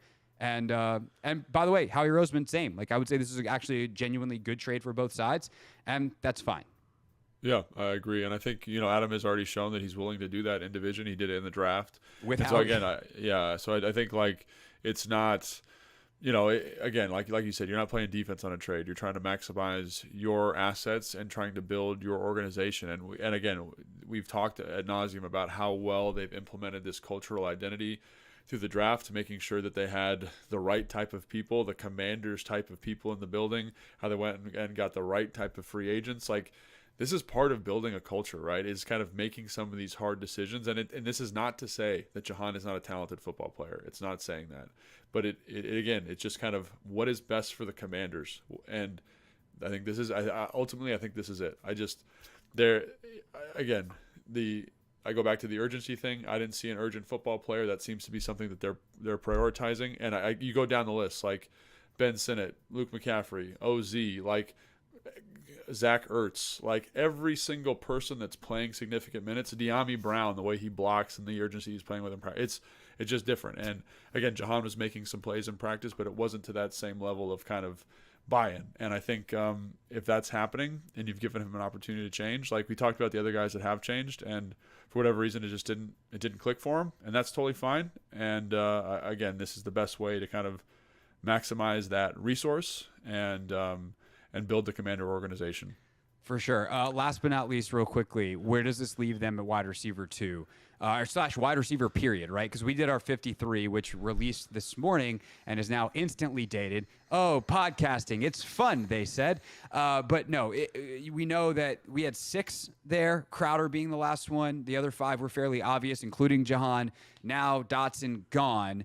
Do we think that opens up a spot for a younger guy? Do we think that they go make a move somewhere else? Like, where does that leave the wide receiver position on this roster? I have no idea, honestly. I think when you look at, to be totally candid, it's like I think when you look at the guys like De'Ami, you look at OZ, you look at Jameson, you look at Luke McCaffrey, and you look at some of those young guys, Bryson Tremaine, Mitchell Tinsley, Rosemary Jack Saint, they're playing good football, and they've made plays in practice or in preseason. And so I think what Dan said the other day is like, we don't really have a number 2 spot, or we're still trying to figure it out. Because I think when you look at that stable of 5 guys I just mentioned, they all bring something different to the table, right? They all bring a different superpower. And Dan's been very adamant about kind of identifying players' superpowers. I'd say De'Ami's going deep. OZ, the physicality underneath, the yards after catch, right? Jameson Crowder, that kind of veteran savvy. Luke McCaffrey, the urgency and the physicality that he plays and practices with. Like, you can get something going there. And I think what I would say is, like, you can get that going, but don't forget about Zach Ertz and how absolutely prolific he's been during training camp, right? It's been Terry McLaurin and Zach. And I think with the emergence of a guy like Ben Sinnott, like this allows those younger resources to grow in the organization. So that's what I would anticipate for the receiver room. I'd also say, hey man, we got Austin Eckler for a reason. Like, he's one of the best pass catching backs, Facts. In the last 10 years of the NFL. So there are resources here. It just might not look like, hey, 1-2 receiver. It might look like 1, and then we got 2A, 2B, 2C, and then we kind of intermix those at the right time, with Zach Ertz being the second receiving option. You know what I'm saying? And again, I don't know that. 100%. I'm just basing it off practice. So that's kind of my high-level thought on it. Yeah, and in that way, it doesn't even change. Like, that was already true if Jahan was here or not. I think what's fun now, if you're DQ, is you walk into that receiver meeting room today, and you go, hey, guys, as you know, we traded Jahan, and that means Sunday's going to be fun. Yeah. And like Rosemary Jack Saint and Davion Davis and Mitchell Tinsley. Like, Tinsley had a couple of chances in the game against the Dolphins, didn't go his way. Right. Now you got a chance, bro. Like, go out, make plays, make a play, make the team. Like, that's what we're breaking the huddle with in the receiver room Sunday night. Make a play, make the team, because there's a spot available now. I also think it's great news for a guy like Cole Turner, is the 4th tight end. We were debating that spot. It feels like that perhaps is a little easier to do now, as you balance all that stuff out. All right, that from Take Command. If you haven't had a chance to check out our 53-man roster projection, 52 of them we still stand by. There was trade today. So check out, of course, Take Command in your favorite podcast app, including on YouTube if you prefer to watch, at the Team 980. And then we did stream that live today. So again, always recommend subscribing to all of these things. And that way you don't miss anything when we go live, when we have breaking news content. The Hoffman Show feed as well, because sometimes when there's breaking news, we stick stuff in that feed. And, well, during football season, there's a lot of breaking news. So be sure that you are subscribed. At Craig Hoffman, I should throw out as well, on YouTube. Okay, when we get back, Cliff Kingsbury spoke today. Joe Witt Jr. spoke today. Cliff didn't say a lot about Jahan Dotson, but did say some stuff about some of the other receivers. So we will get to what the coordinators said, and we'll try to sneak in 1 or 2 more calls at 301-230-0980. Dotson to the Eagles. That's our top story today here on the Team 980.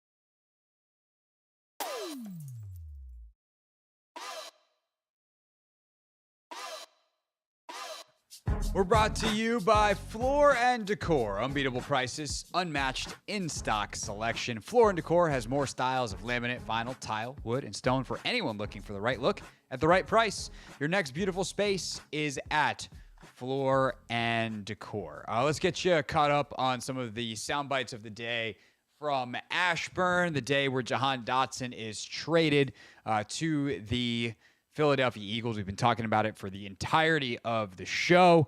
So if you want more thoughts, calls, my thoughts, Logan's thoughts, use the rewind feature on the Odyssey app. And if you want to hear from Cliff Kingsbury on it, well, keep listening right now. Our football coverage, by the way, presented by T-Mobile. Switch to T-Mobile and you can get tons of benefits and still save on every plan versus AT&T and Verizon.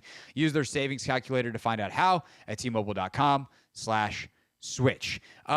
Cliff basically wouldn't say anything about Jahan Dotson specifically. He's like, that's going to be a DQ. And Adam Peters' question, neither man spoke today. Quinn will speak tomorrow. This is going to be how it is during the regular season. DQ will speak Wednesday and Friday, coordinators on Thursday. But he did speak on how he feels about the wide receiver group moving forward. Here's Cliff. Yeah, they all are very conscientious, working hard.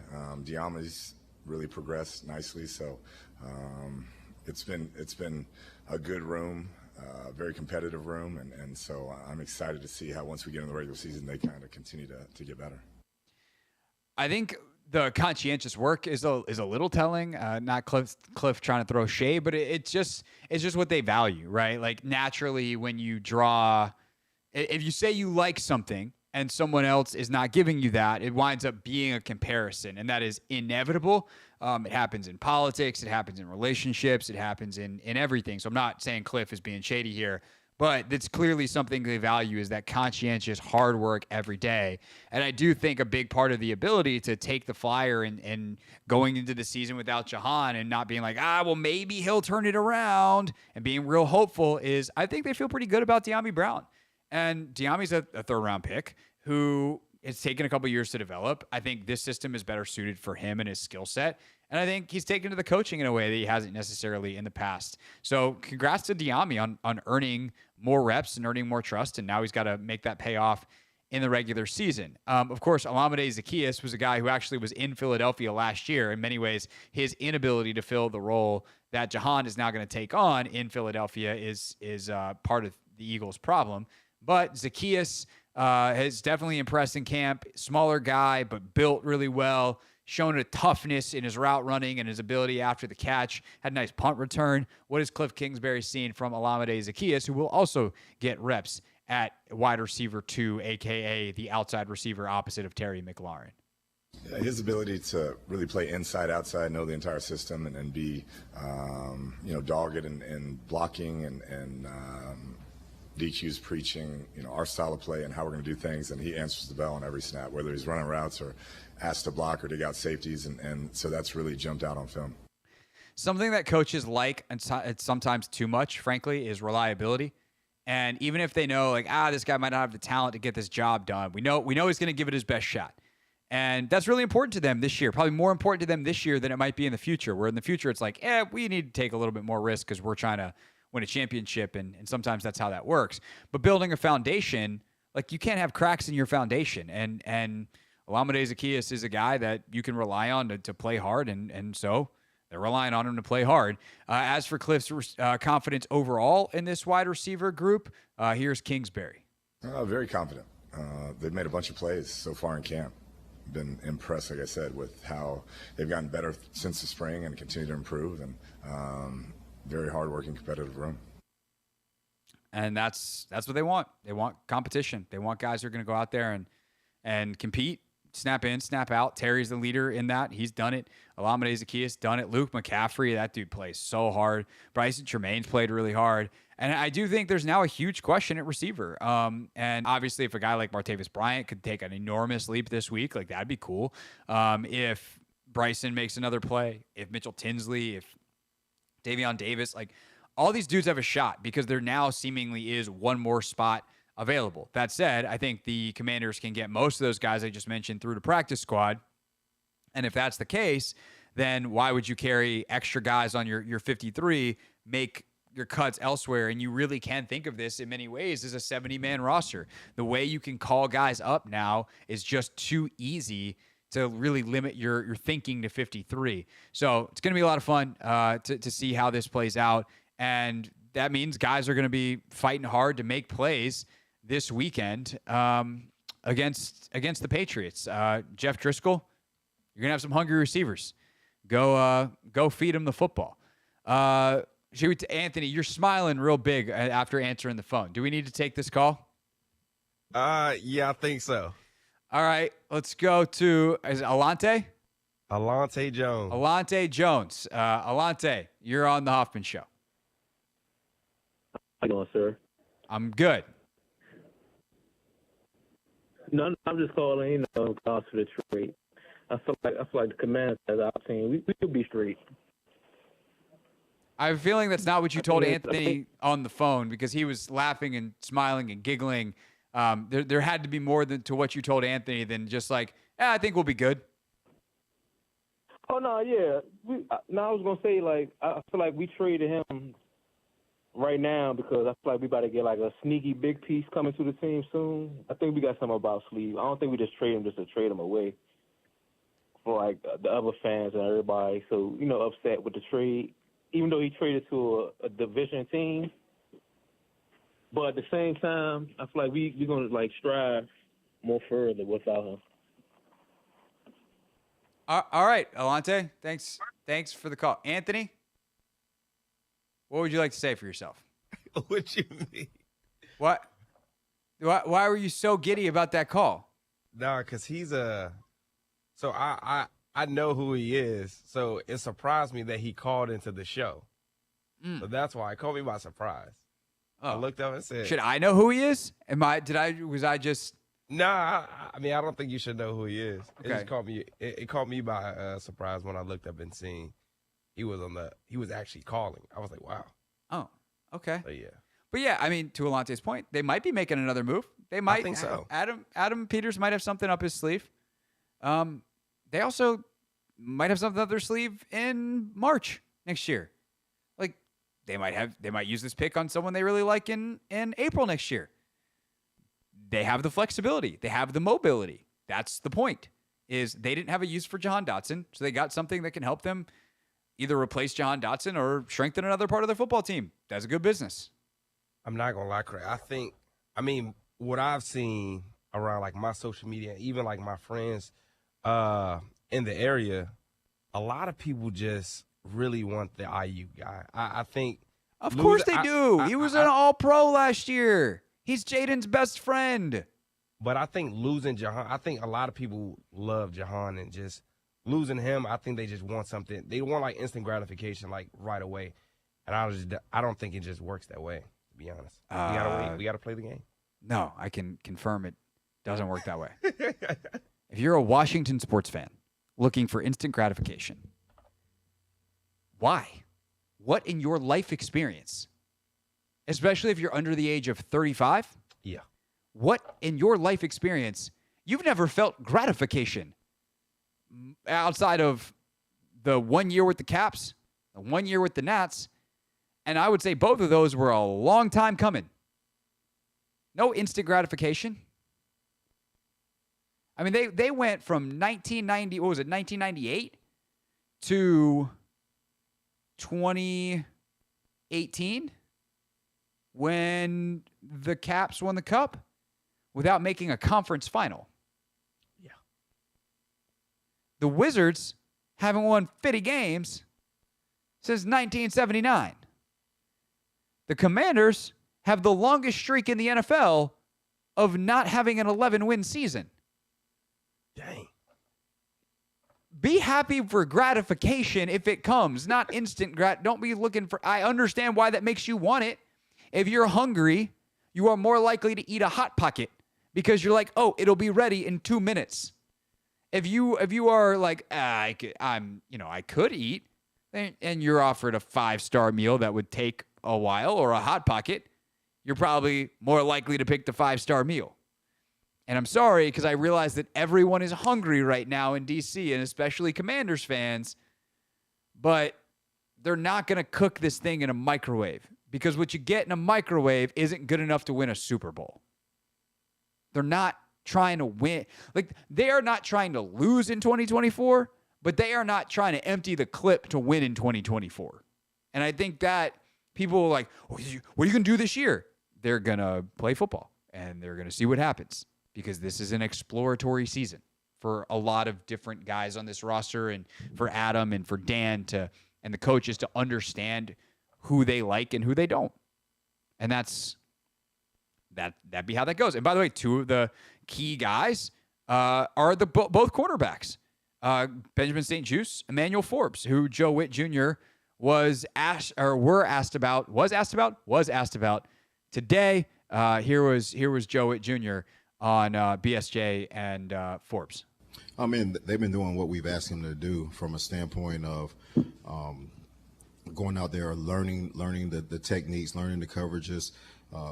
We've given up, a couple of vertical shots that I'm not necessarily happy about. In my history, I've always believed in, okay, if they want to throw the deep ball, you go intercept it.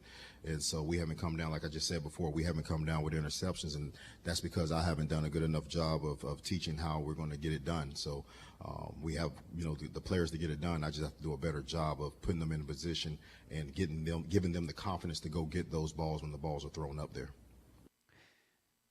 I think it's interesting because the lack of turnovers has definitely been a story, and Joe Witt Jr. says that's on him. So we'll see if they can get that corrected / improved upon as we move towards the regular season. All right, when we get back here on the Team 980, best thing from the show today, and real things real people said into real microphones.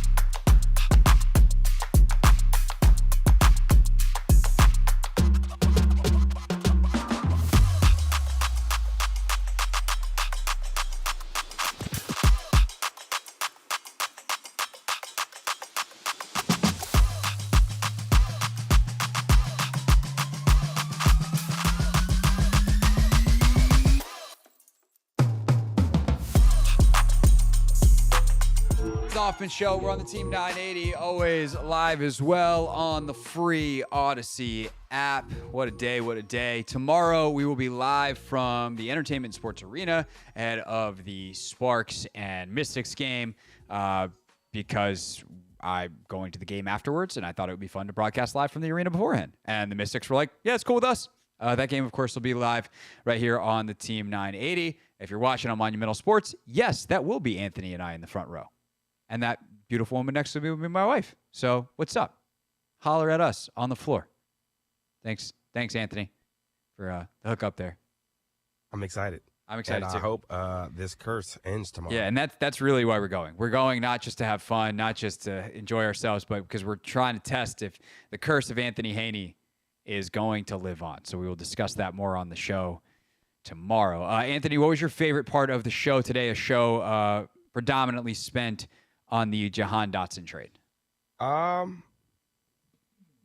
think it was Marvin. To be honest, I think every time Marvin graces us with his presence, I think he'll be my favorite part of it. He's a character. He is a character. He's a character. It's like a character that the AI script was, how many bad takes can we fit into one person? You have a clip? Yes. Oh, here's Marvin. Let's play this out. Let's have some fun. Let's have some fun here on the radio. I'm gonna play Howie Roseman. You play Adam Peters. Right. You want to trade Jahan Dotson to me, but you want to get a better deal. Go. Okay, so I see you guys as a really good team this year, and you're probably going to be in the upper half of the draft. So a second makes more sense than a third. I'm not doing a second. Okay, you're not doing a second? Then the third, but I'm not trading the fifth because that's the actual Fifth or no value deal. of a first-round pick. Fifth the or no actual deal. value of a first-round pick 2 years ago. That's So your you're value, saying not no deal, mine. no deal. I get to say no. Fifth or no deal. Okay, but fine. I don't have to trade the young man either. See, the whole point is I need to make sure I get value for my team. He seems like he's just dumping this guy. A third for a fifth? You're A basically third just isn't getting $100 dumping million. it. What? How did it sound listening to him that, Craig? I think, honestly, people that agree with Marvin are going to agree with Marvin, and most people are going to agree with me. And they're good. Because, like, that's the thing. Well, it's just, you're dumping him. It's like, well, you said no to the trade. Well, it is dumping him for the trade. No, well, that's what your opinion is. And that's the thing. You know, value is in the eye of the person who holds the asset. And that is life. And I hate that we commoditize players like this, but like that's how the leagues work that allow trades. And clearly, Adam Peters and Howie Roseman agreed enough on the value of the player and the assets going back and forth that they agreed. Okay, cool, done. Simple enough. If you don't like it, then fine. But I would say you would probably not get very far in the NFL trying to make trades if you agree with Marvin. If Marvin was given a GM job, every GM in the league would not answer his calls. That's what I think. So there's that. It was a busy day today for me. Breaking news was not part of the plans, and I got it actually on multiple fronts, which leads us to real things real people said into real microphones. Real things. We're not going to be sucked this year. Real people. 5 and 11, not very good. Said into real microphones. You know, the culture is actually damn good. So, woke up this morning to breaking news, Anthony. Obviously not the Jahan Dotson trade. I didn't sleep in that long. Was at the gym. Classic Hoffman. Was at the gym when you texted me about the Dotson deal. You were the one who broke the news to me, Anthony, by the way. You beat the Adam Schefter ESPN alert. Wow. Good job out of you. No, the news I woke up to this morning was the NWSL, National Women's Soccer League, has a new CBA. And that CBA has eliminated the draft and trades that players don't consent to. So it's basically saying players will not be treated like commodities, which is something that we just take advantage of or take for granted here in the American sports system. And we were going to do a topic on the show before the Dotson trade happened about whether that's feasible in the NBA or the NFL. And, you know, what would it look like if we eliminated the NFL and NBA draft? I thought that would have been a really fun topic, and we might, frankly, still do it tomorrow. But that wound up being a heck of a day for, one, us to have our weekly Hoffman Women's Sports live stream that we're doing on the NWSL on my YouTube page. So if you want a lot more on that topic and an NWSL second half preview at Hoffman W Sports, me, my guys, Jason Anderson and Andre Carlisle, both have been on the radio show before as well. But I was also scheduled to chat with Esme Morgan, who is a new defender for the Washington Spirit, who comes over from Europe, where that wasn't an issue. So, Esme, welcome to America. What do you think of the new CBA? I always thought the trade system was a little bit crazy. I've had friends who've been traded, and it just seems so stressful, such an upheaval, and not getting any say in it. It's so difficult, and I feel like it's really much more humane to have these guaranteed contracts now, have no trades without players' consent, and have so much more security in knowing where you're going to be so that you can settle and sort of build a life for yourself somewhere, rather than kind of having all your bags in the corner thinking, am I going to need to pack them again in a couple of weeks' time? So, yeah, I think it's going to be a lot better for the players. I feel like the agreement that's been put in place is really player-centred, and I know that everyone at the NWSLPA have worked so hard to do it. I've only come in on the back end of the discussions, but I was involved in a couple of the meetings. All the players were invited to meetings to talk over sort of the process and what had been agreed and what they'd fought for. And I thought, gosh, if all of these people have worked so hard on this over the last months and years, it's something we've all got to be on board with and really supportive of, and I think they've done an amazing job of really putting player welfare first. Full interview with Esme, including comparison of American British terms on YouTube at Hoffman W Sports. We'll see you tomorrow.